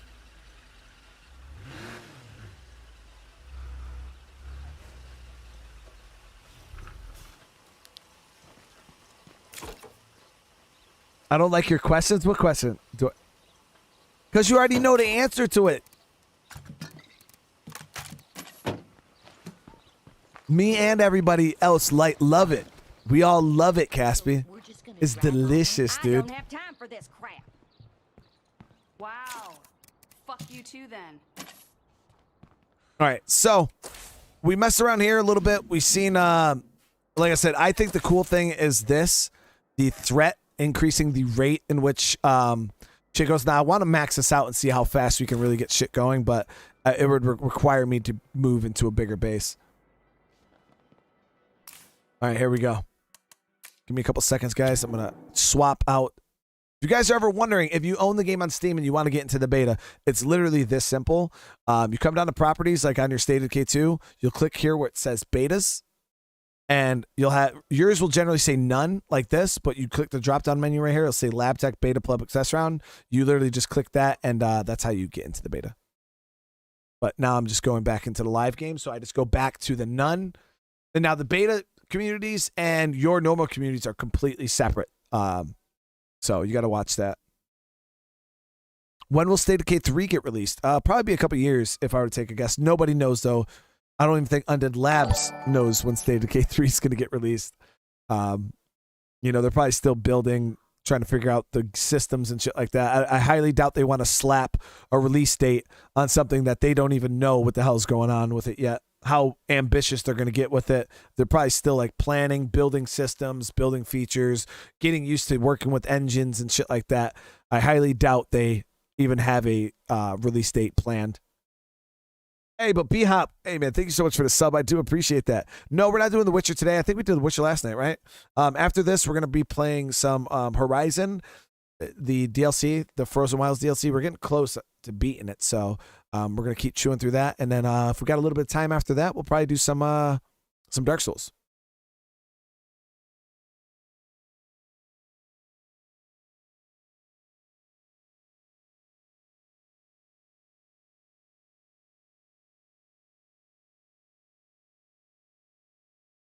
But did they add Gwen? Hey, how happy would you guys be if State of Decay 3 has Gwen? Oscar, what's going on? Yeah, we did. Thank you so much.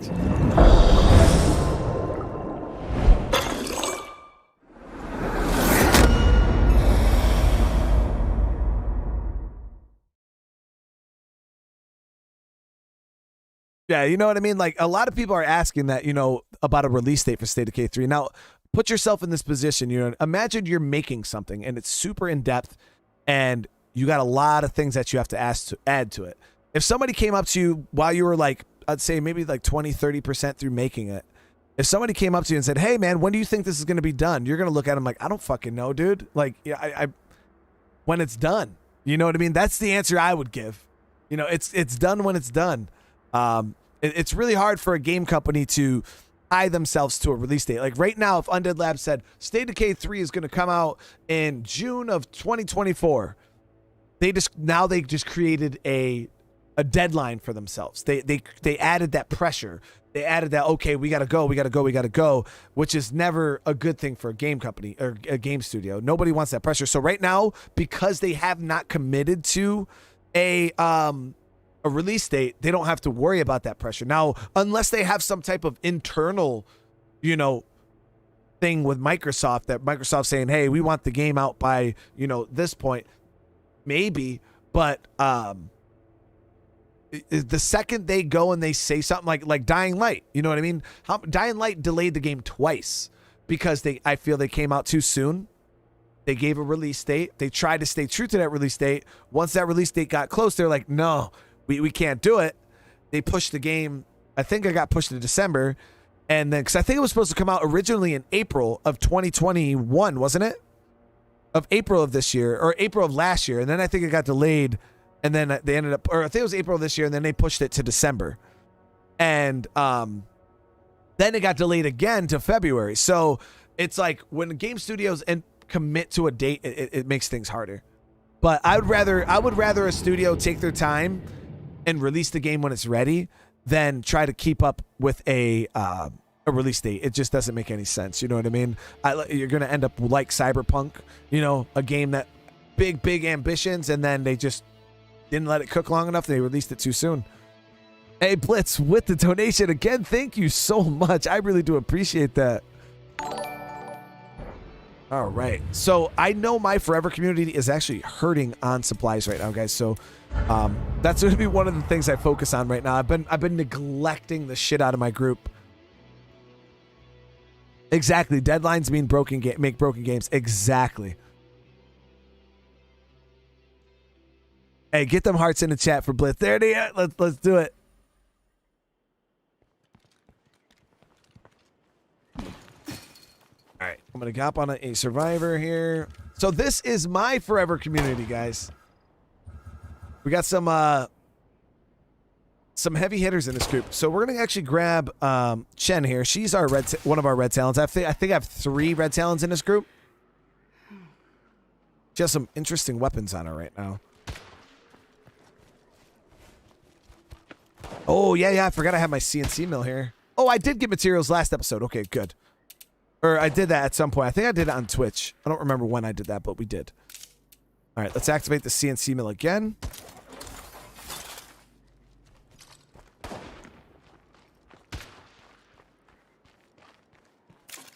So you guys ready to see that Echo S3? All right. So we're using here a mare's leg. This is a this is one of the open range pack weapons. It's a like sidearm pistol lever action rifle type of thing. It's really good because you could throw any suppressor on it, and it never jams or breaks, and it shoots with one of those odd calibers. It shoots the 44, which is hard to find guns to actually shoot 44 with, because most of the guns that shoot 44 are you can't suppress. That's the revolvers, that's the Deagles. Most of those are 44, and you could never suppress them. These the new ones that came with the open range pack, such as the mare's leg, and I believe there's a couple actual lever action rifles themselves, like full-blown rifles. I believe the Big Hank is one of them.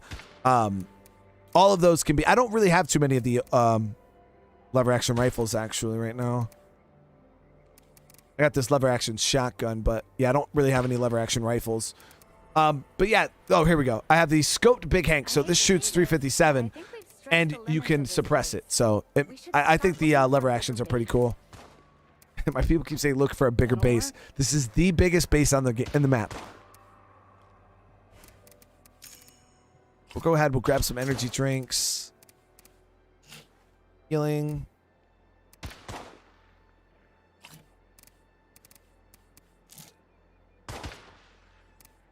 All right. Now, the Echo S3, guys. Now, the reason I'm going to... This gun is disgusting. Now, there's two versions of it. I'm going to tell you... There's two different ways to get this gun. One way is through the bounty broker. When the Trumbull Valley pack goes live, you can get the Echo S3. I forgot. I don't know exactly what you have to do to unlock it, but you can get it through that. But the problem with that is it's seasonal. If it's not up right now, it's not available. You can't get it. There's nothing you can do. So a way around that is this gun is also in Heartland. And what you can do is you can hop in your Heartland game, you can go and loot one, and have a friend log into your Heartland game, trade it to him, have them leave your game, log onto your main community that you want the gun on, and just have them trade it to you. You can take these guns off of Heartland and put them onto your main community. That is fine. There's other weapons and items that you can't do that within Heartland, but the Echo guns are guns that can be put into the main game. Jeff, hey, thank you so much for the sub. A Heartland is not the Horde mode. Heartland is the story mode. Most of these logos are these are all been in the game. I'm pretty sure, yeah. Go ahead and see. We got shoddy shells. Yeah, we do. So the reason why this gun is so good, it's suppressed. And it's a pump action shotgun, which means it never jams, it never breaks, holds 6 rounds, and guys, it's a monster. It's a legit monster because you never have to invest parts in it. I was alone and on night patrol the first time I walked into a horde. My heart said fight, but my head told me to run. Glad I listened to my head. Yes, true winner. They were actually talking about slave slots too. Jeffrey Card was talking about the potential of there being more save slots coming to the game in the future. So yeah, I believe that's something that we'll potentially see. So yeah, you get this shotgun either from the bounty broker or you get it from Heartland. And I'll show you guys how it works right now. I wish it was daytime. It'd be a little smoother to showcase this. Yep, it's a freak.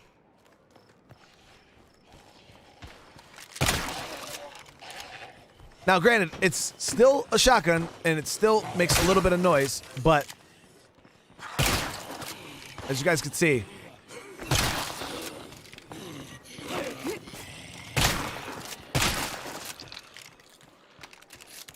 nowhere near as much noise as the other shotgun. Better shot.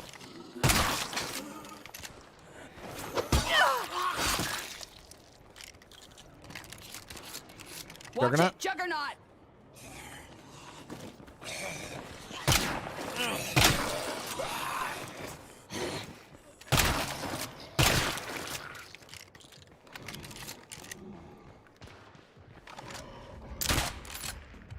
Now, 44 actually hits Juggernauts pretty hard.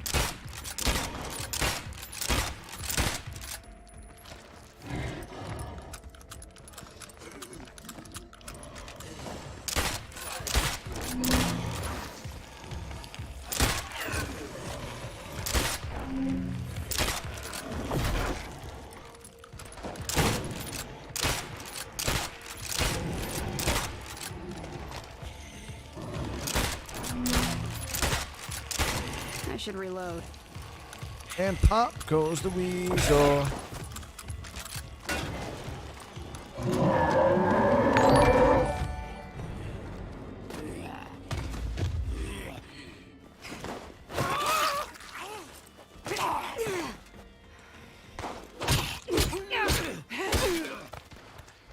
Blitz! I ain't scared. I just don't do those. Hey, they're very, very expensive to fight. That's the main thing about Juggernauts is just... See a plague bloater. Looks like we got a bloater.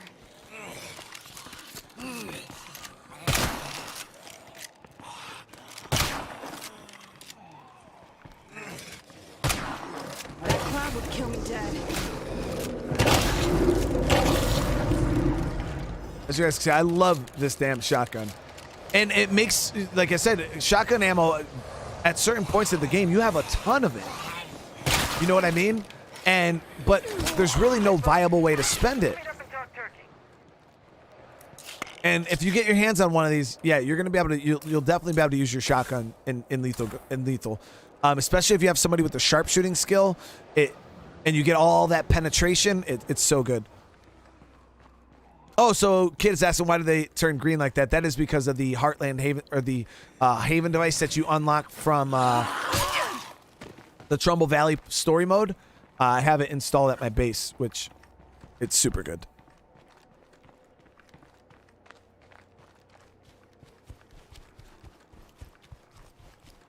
Wish it was not nighttime. So this is why I like shotguns too. When you come up against something like armored zombies, you shoot them one time and you can knock them to the ground. Kill that screamer.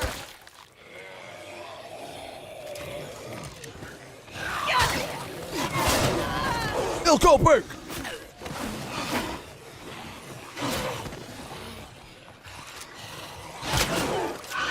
Aim for the head.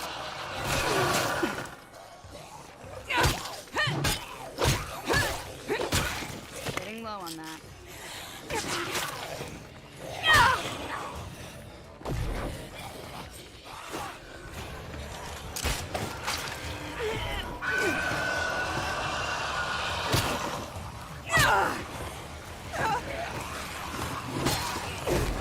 Oh, they just grabbing left and right, dude. Zombies are so grabby today.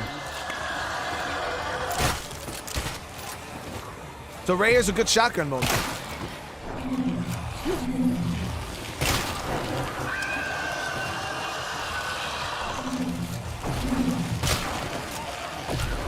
can't keep this up.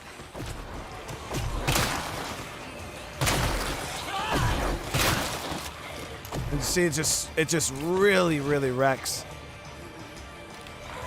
And it never jams or breaks, guys. Never.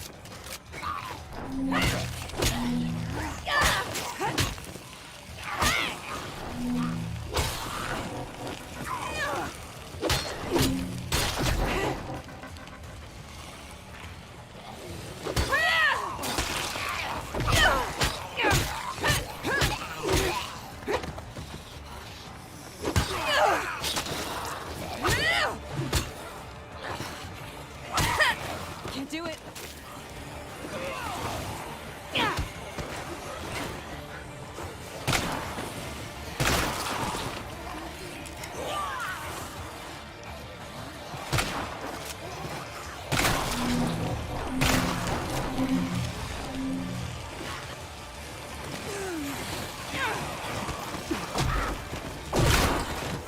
I should reload.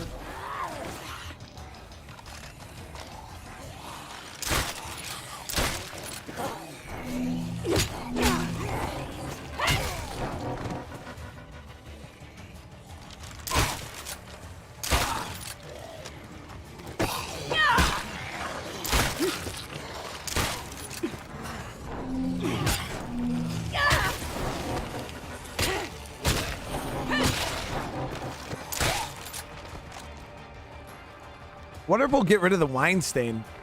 I don't think so, though. It doesn't look like we're getting rid of the wine stain at all, actually. Reloading.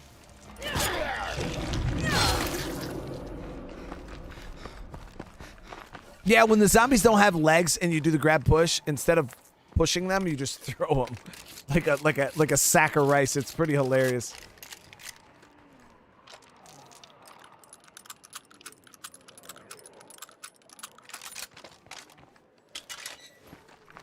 Eventually, brains win over brain eaters. The dark red that you guys see in this area, eventually, like, you can make it go away, and but I haven't been able to do it yet. It doesn't seem to work for me. I don't know how much work you have to put in to actually clear the area.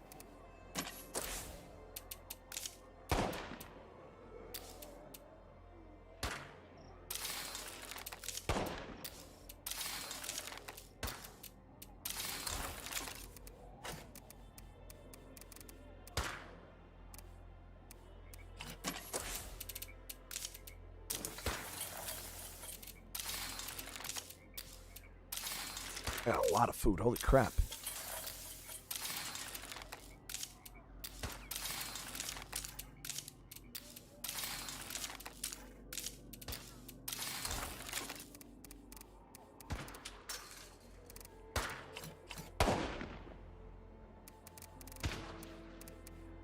So yeah, the rate of fire on the on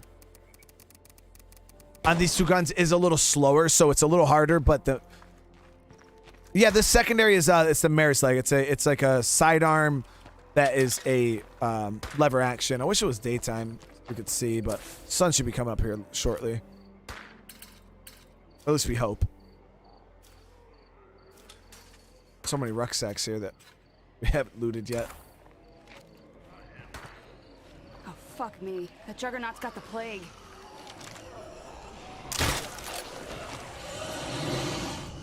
Feral incoming. Guys ready to see the Haven device do some work?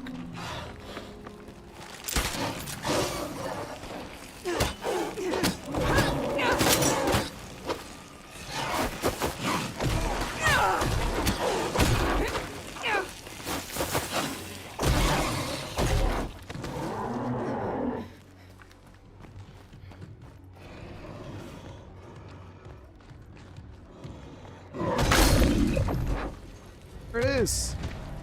That's why you guys need to get yourselves a Haven device. All right? Definitely worth it.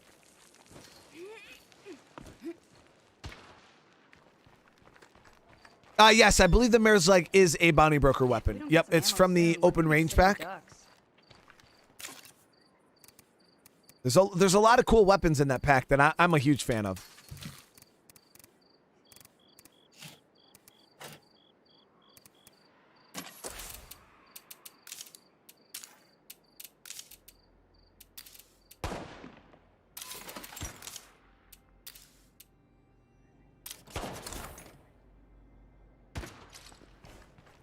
Almost at, guys, we're working on 350 likes. That is awesome. Thank you so much. So that is all right. So if you guys are living in this this area of the map down here in Whitney Field, the crappy thing is this road here is a very, very thick horde path. So you'll have zombies that are constantly pathing down past your base. Now I have Haven, so I don't really have to worry about when they get too close. But then there's also another horde. Like, the hordes actually spawn right out in the, and they just sit out in this area, right outside the safe area, and it kind of sucks.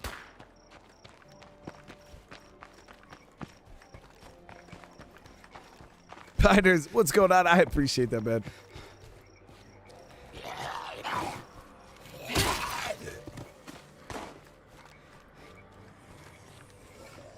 As you guys can see, we just cleared out up here and already full back up.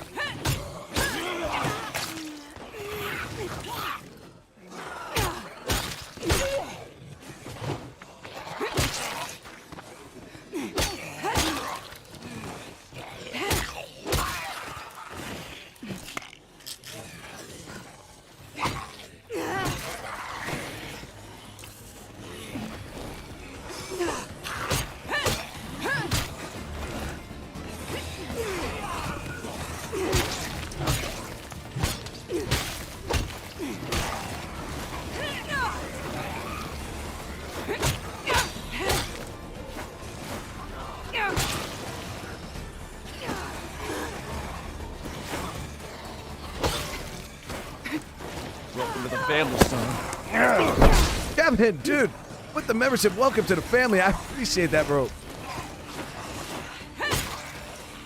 Oh, goody. Axe is not lasting very long. I thought this thing had really good durability.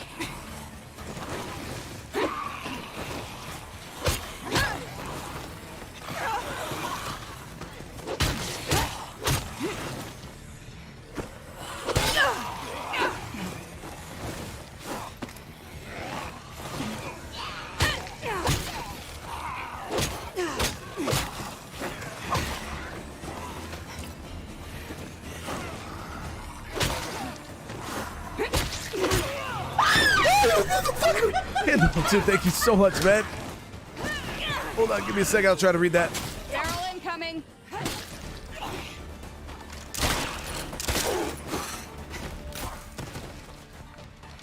The armor's gone.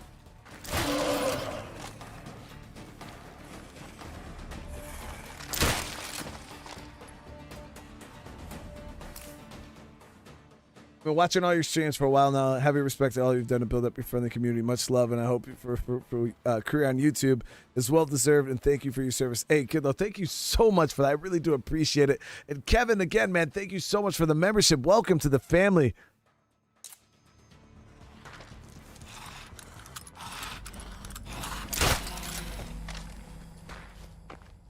Almost out.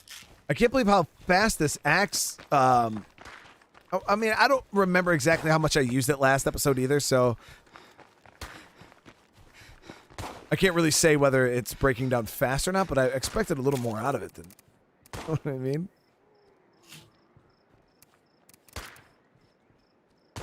Kevin, dude, you did not have to do that, man. That is a huge super chat, dude. Good content. Keep on keeping on. I do appreciate you, man.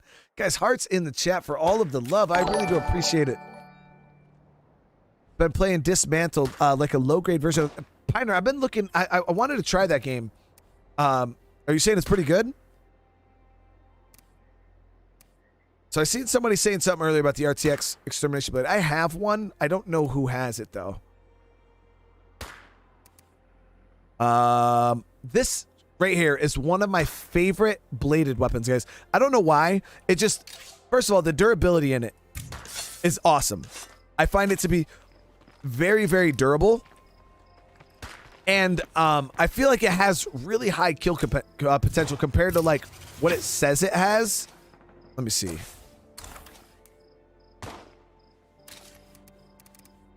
Like, see how low to lethality and stuff is? Yo, I feel like it does really good, guys.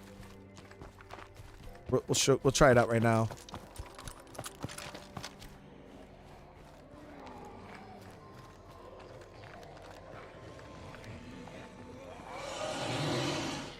Triple ferrule, 1, 2, 1 ferrule. Barrel incoming.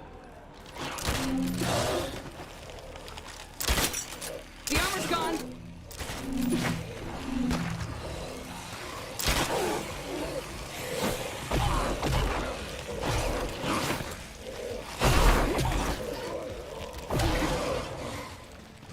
I need a break. Dear God, I'm tired.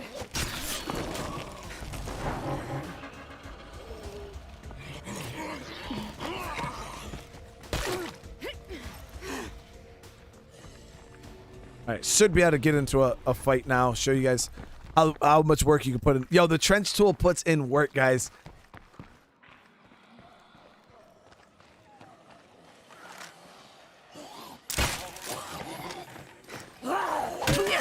Look at that, one hit.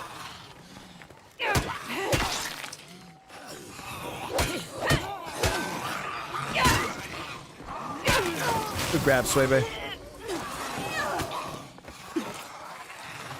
And I'm out.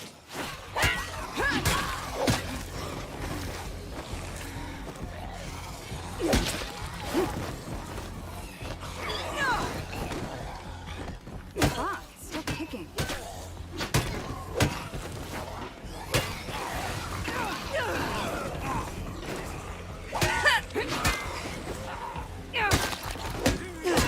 And the main thing about it is it's so durable.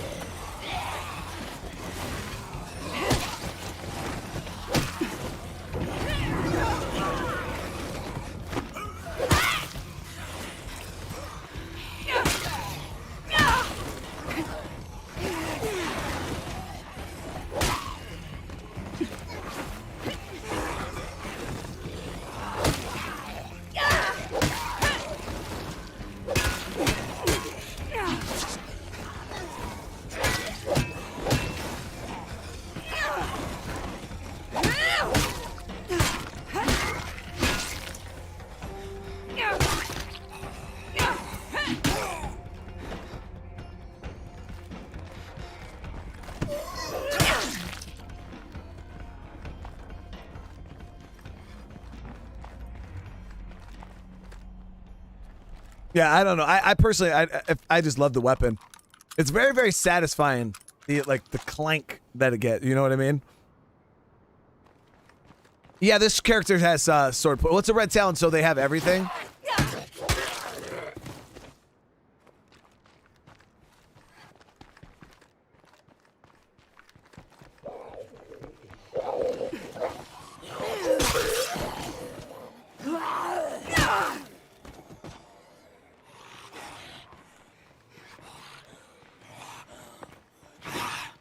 Mr. Morgan, I was the one who made the Walking Dead mod. Me and Zero were the ones that built the original model for it, dude. The problem with the Walking Dead mod is it's very, very easy because it's only zombies.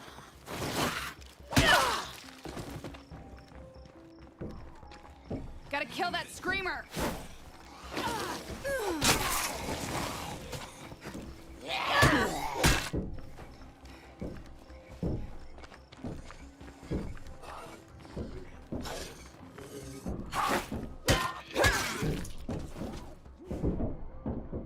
A new infestation has been spotted on the map.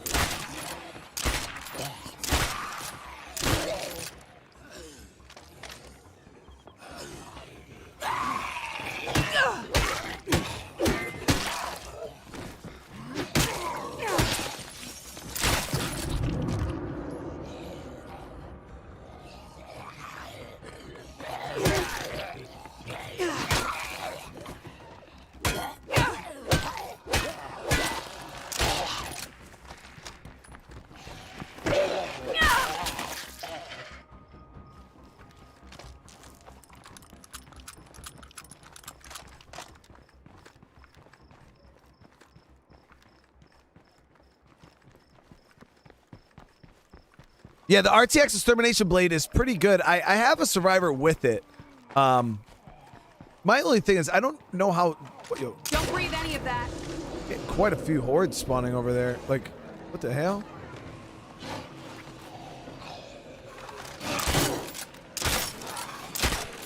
The armor's gone.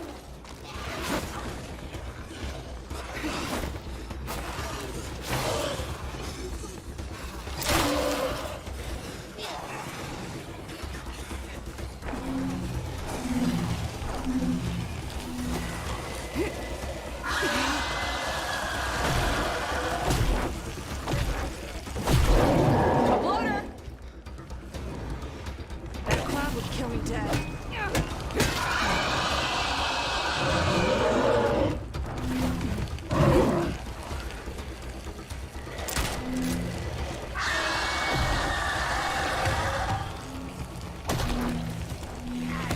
Whoa, dude! Did you guys see that shit? That zombie literally jumped from across the world and landed on me.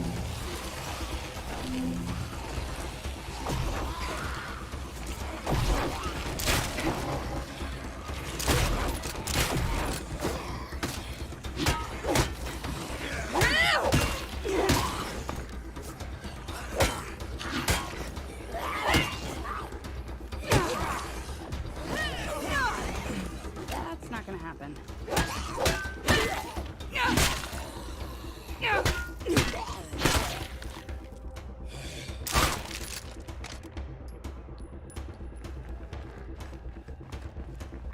That was top 500 right there. Like that zombie goes down in the history books right there. This shit was crazy. I've never seen a zombie jump that far. So I think I was mid sprint when it jumped.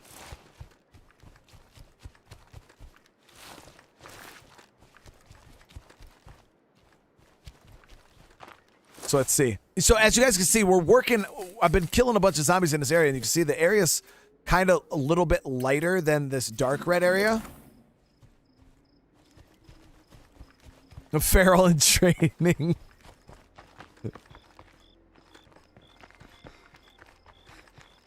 He's getting there. He's almost on that. He's almost on the level he needed to be. Not happening.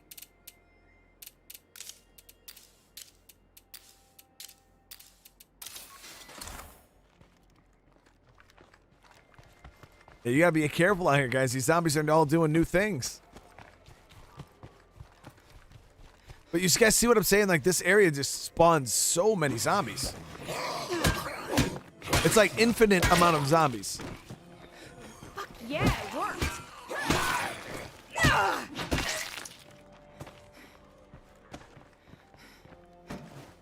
Been contemplating moving maps again. I moved here from Trumbull, and I don't really know where I would want to move this group. I was thinking about going to Drucker and trying out the Barricade Strip Mall, seeing how that worked with the Haven device and stuff like that, because that's all I was trying to do with this community. Is I was trying to move around and feel out all the different areas and see what areas are good now once you got the Haven device and what areas are bad. Like Whitney Field, guys, is trashed here when you have Haven, because what it does is it kills 2 facilities, makes actually 3 facilities in this area pointless. The announcement box, which is used to reduce noise and zombie threat, and 2 of the towers here are completely null and void, pointless facilities. You don't need them when you have the Haven device. So I'm losing 3 small slots right now because of 1 facility. I don't know. I think the container fort might be one of the better ones because there's no built-in towers there, right? I think the container fort has the built-in workshop. And what else is built in?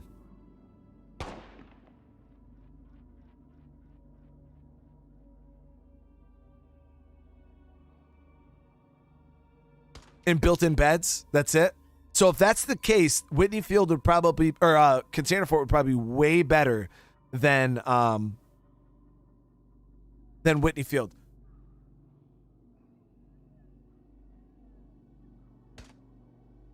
The campgrounds, I haven't been there in so long. So we might have to check out the Container Fort. We might have to check it out. What about the Barricaded Strip Mall? That has the hospital, as the, I believe, the fitness center, right? The gym.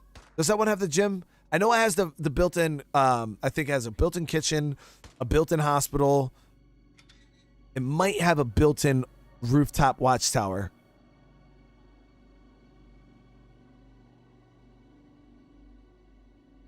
Your forever group's at Whitney? See, that's where I am right now. It has a gym, yeah.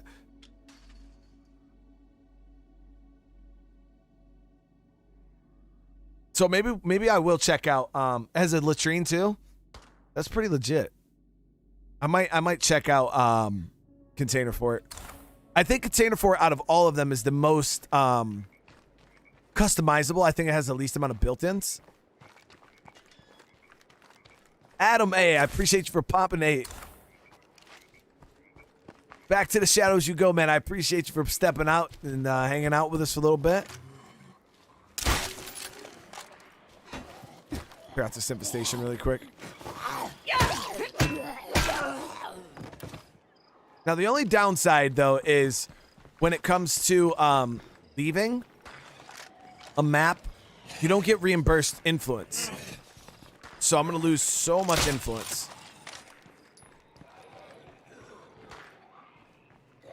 So does the Container Fort have built-in security, too? In a way, like a built-in watchtower?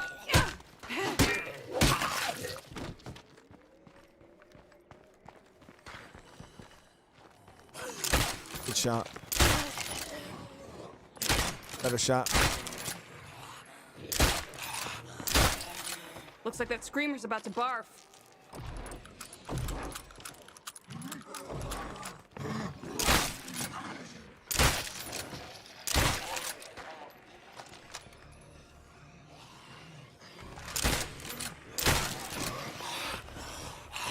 You would think this gun was not suppressed.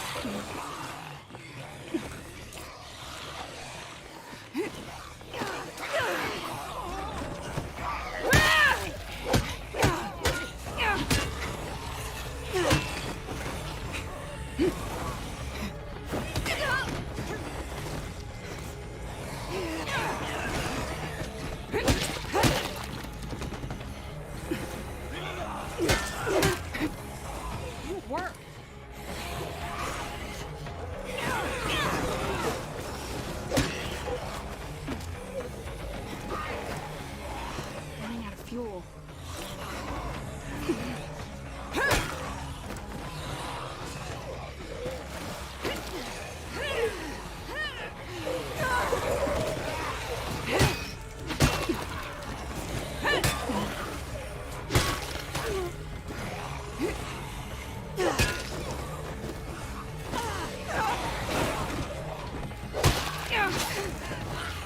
not gonna happen.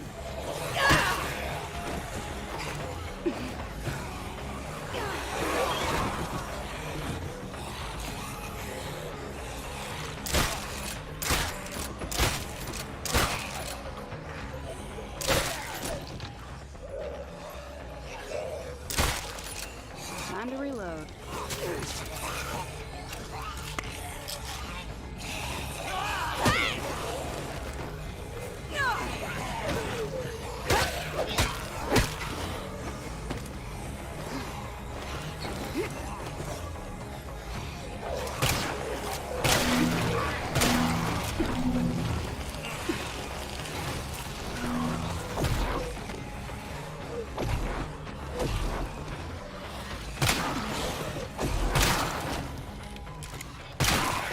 Reloading.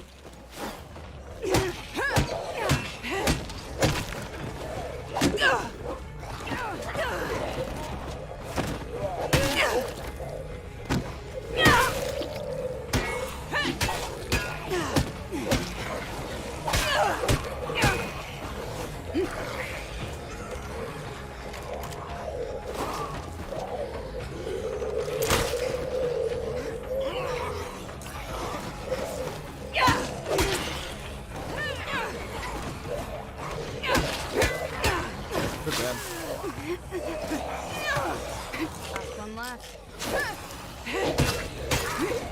feel like it's just endless amounts of zombies.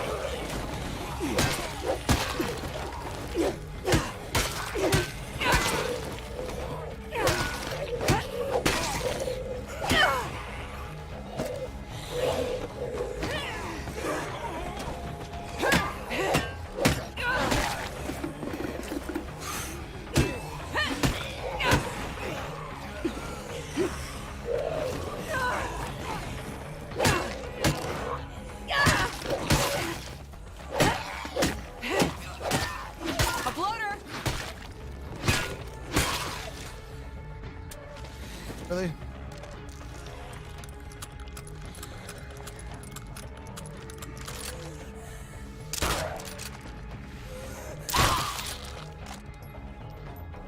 That's all I got. Every day we survive is a reason we can go. So I got it pretty much like white over here. Like there really is no zombie spawns in this area. Well, there's supposed to be none.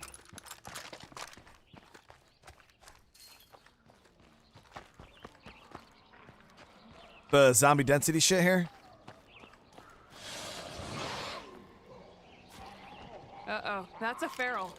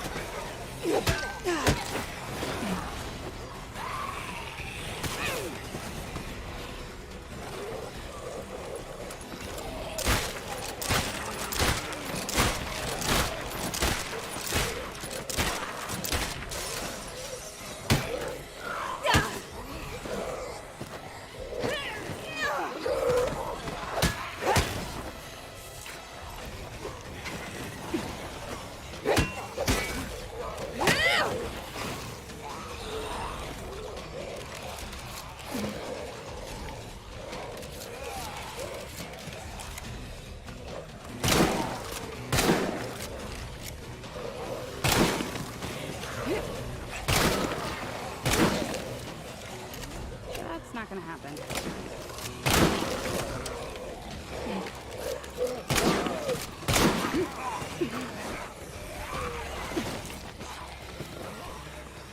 Yep, I'm still the best.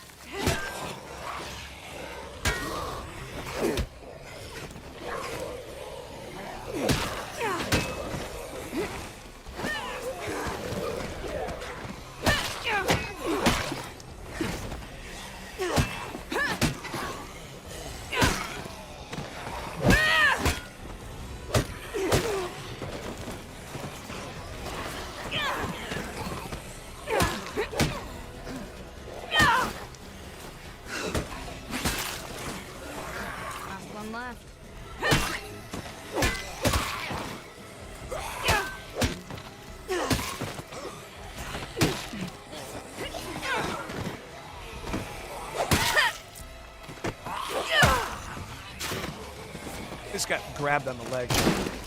Reloading.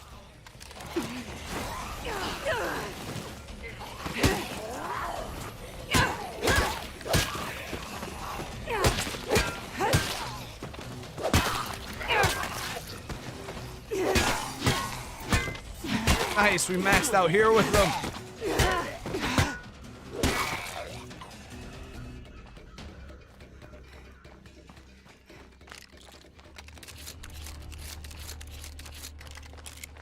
Guys, so that worked out really, really awesome. Now, the reason why maxing out heroism is so awesome because it makes melee combat just so much easier. Like, we were having a rough time there, but now that we have heroism, it's that much easier to kill zombies. Now, the good thing about Red Talons, when you fully max them out, they specialize in all 3 styles of combat. So you can use close combat, you can use blades, you can use blunt weapons, and once you get prowess maxed out, they can even use heavy weapons. Spider-Man, dude, been followed since 13K. It's still amazing to watch you take on all those heads. Thank you so much for the super chat, man. I'll show you guys right here what I mean, though. Like, so we've been using this weapon. We killed a ton of zombies, and we still haven't had it go yellow on us yet. Now, granted, it is up to 93 parts, but both of these weapons we don't have to worry about because they are. Fix this. Both of those weapons are, well, they couldn't jam or break. Now, this handgun is a different story. This handgun could jam and break.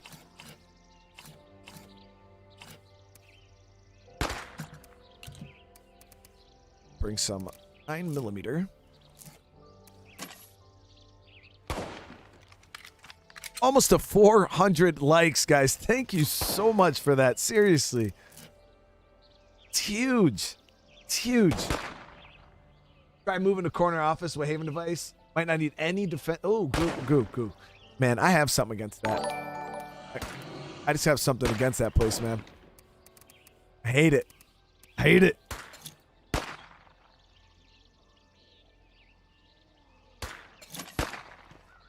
All right, so let me just do this. Not happening. Let's go.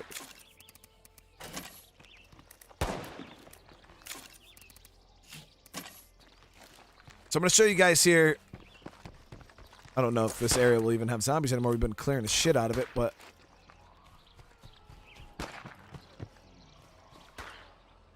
Oh, we got a feral pack over here. So I could show you guys these little bombs here that I got. Wait. These fire bombs here are super good against feral packs. So when you get into the later game like this in Lethal where you have feral packs coming at you, they're really, really amazing. But the thing is, you got to get the ferals kind of bunched up like that. And you just throw 2 of them, and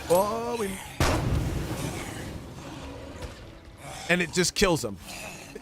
Outright kills them.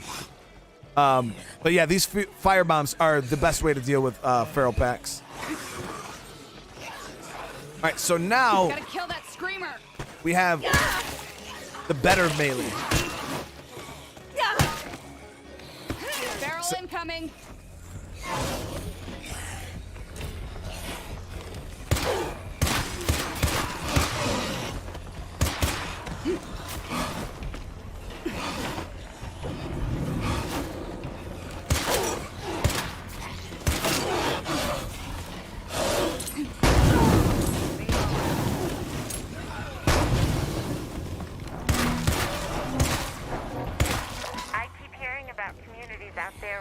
on big projects. That kind of news, it keeps me going. Thank you all so much. I should reload.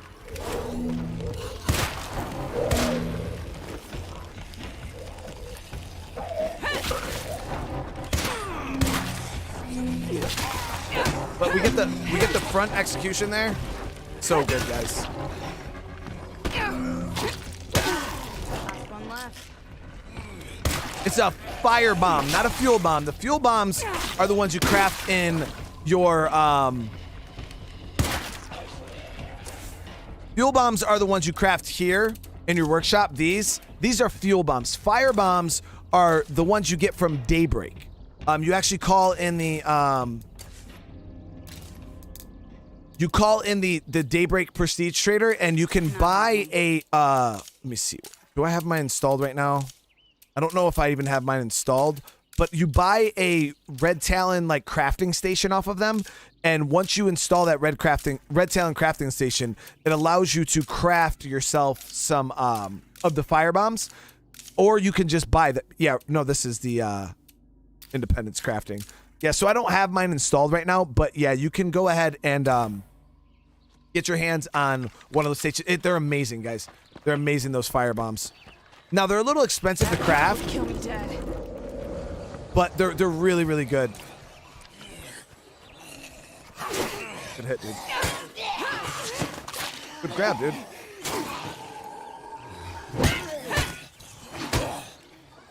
I noticed I keep getting animation locked quite a bit more than I used to. Watch it, Juggernaut.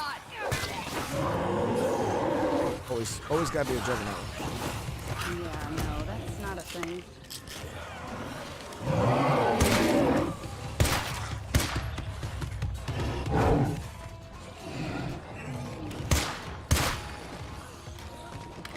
And I advise you guys, if you do have Haven, yeah, just Haven any juggernaut you can.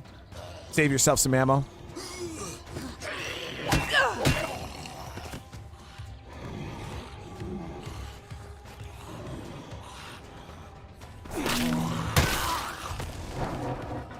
Should get Haven up here soon, right near the blue truck. He should get it.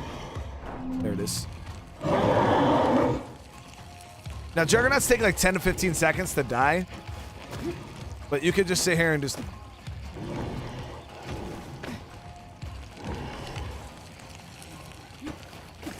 Juggernaut's weaknesses right here, guys. There it is.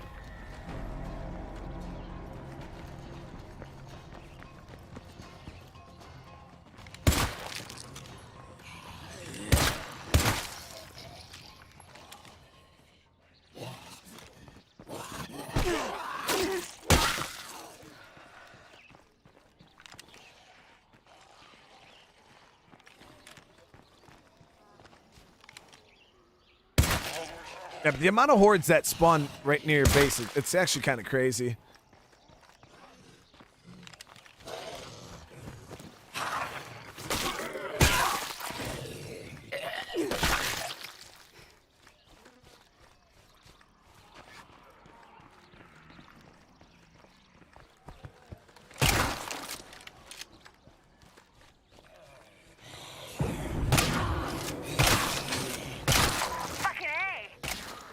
Wow, an advanced suppressor deposited in my locker. That's insanity.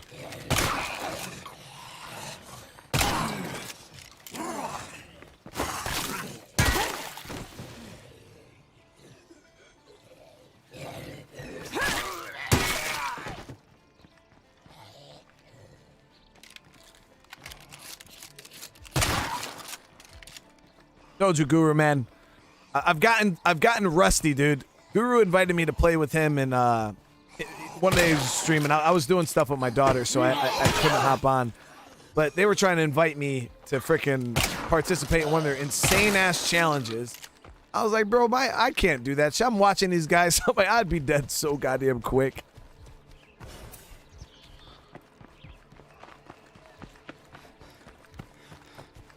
I used to be pretty decent at this game, and then I got lazy. I stopped playing the super hard stuff, and I just settled for the the regular difficulties.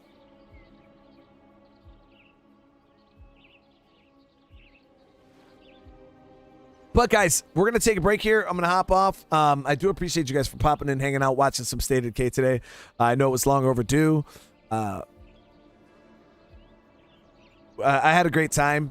Like I said, I'm looking forward to the new updates that Undead Lab's going to be dropping. Hopefully we start hearing some stuff soon about, you know, concrete things that we're going to be getting. It'll be really, really exciting. But we're going to hop off. I'm going to probably hop back on and start with some Horizon Zero Dawn, and we'll go from there. But guys, thank you so much again for all the support, all the likes. Like, seriously, that's crazy. Almost 400 likes on the stream. I can't thank you guys enough. But let me know what you guys thought in the comments. Hey, if you guys have any questions, tips that you might want to know, ask in the comments. Also, I'll definitely try to answer them for you guys. And yeah, if you guys have tips, also leave those in the comments for people. People definitely go to the comments to read and learn stuff. So if you guys ever do have any things that you want to input or give, make sure you guys drop it down there. And if you guys haven't already, click that like button if you guys are enjoying this. If you're new to the channel, please consider subscribing. True, when I have no clue when I will do another Daybreak stream. I need prestige points myself, so we'll have to figure it out. But wow, over 400 likes, guys. Thank you so much. And yeah, I'll see you guys in the next one. Peace.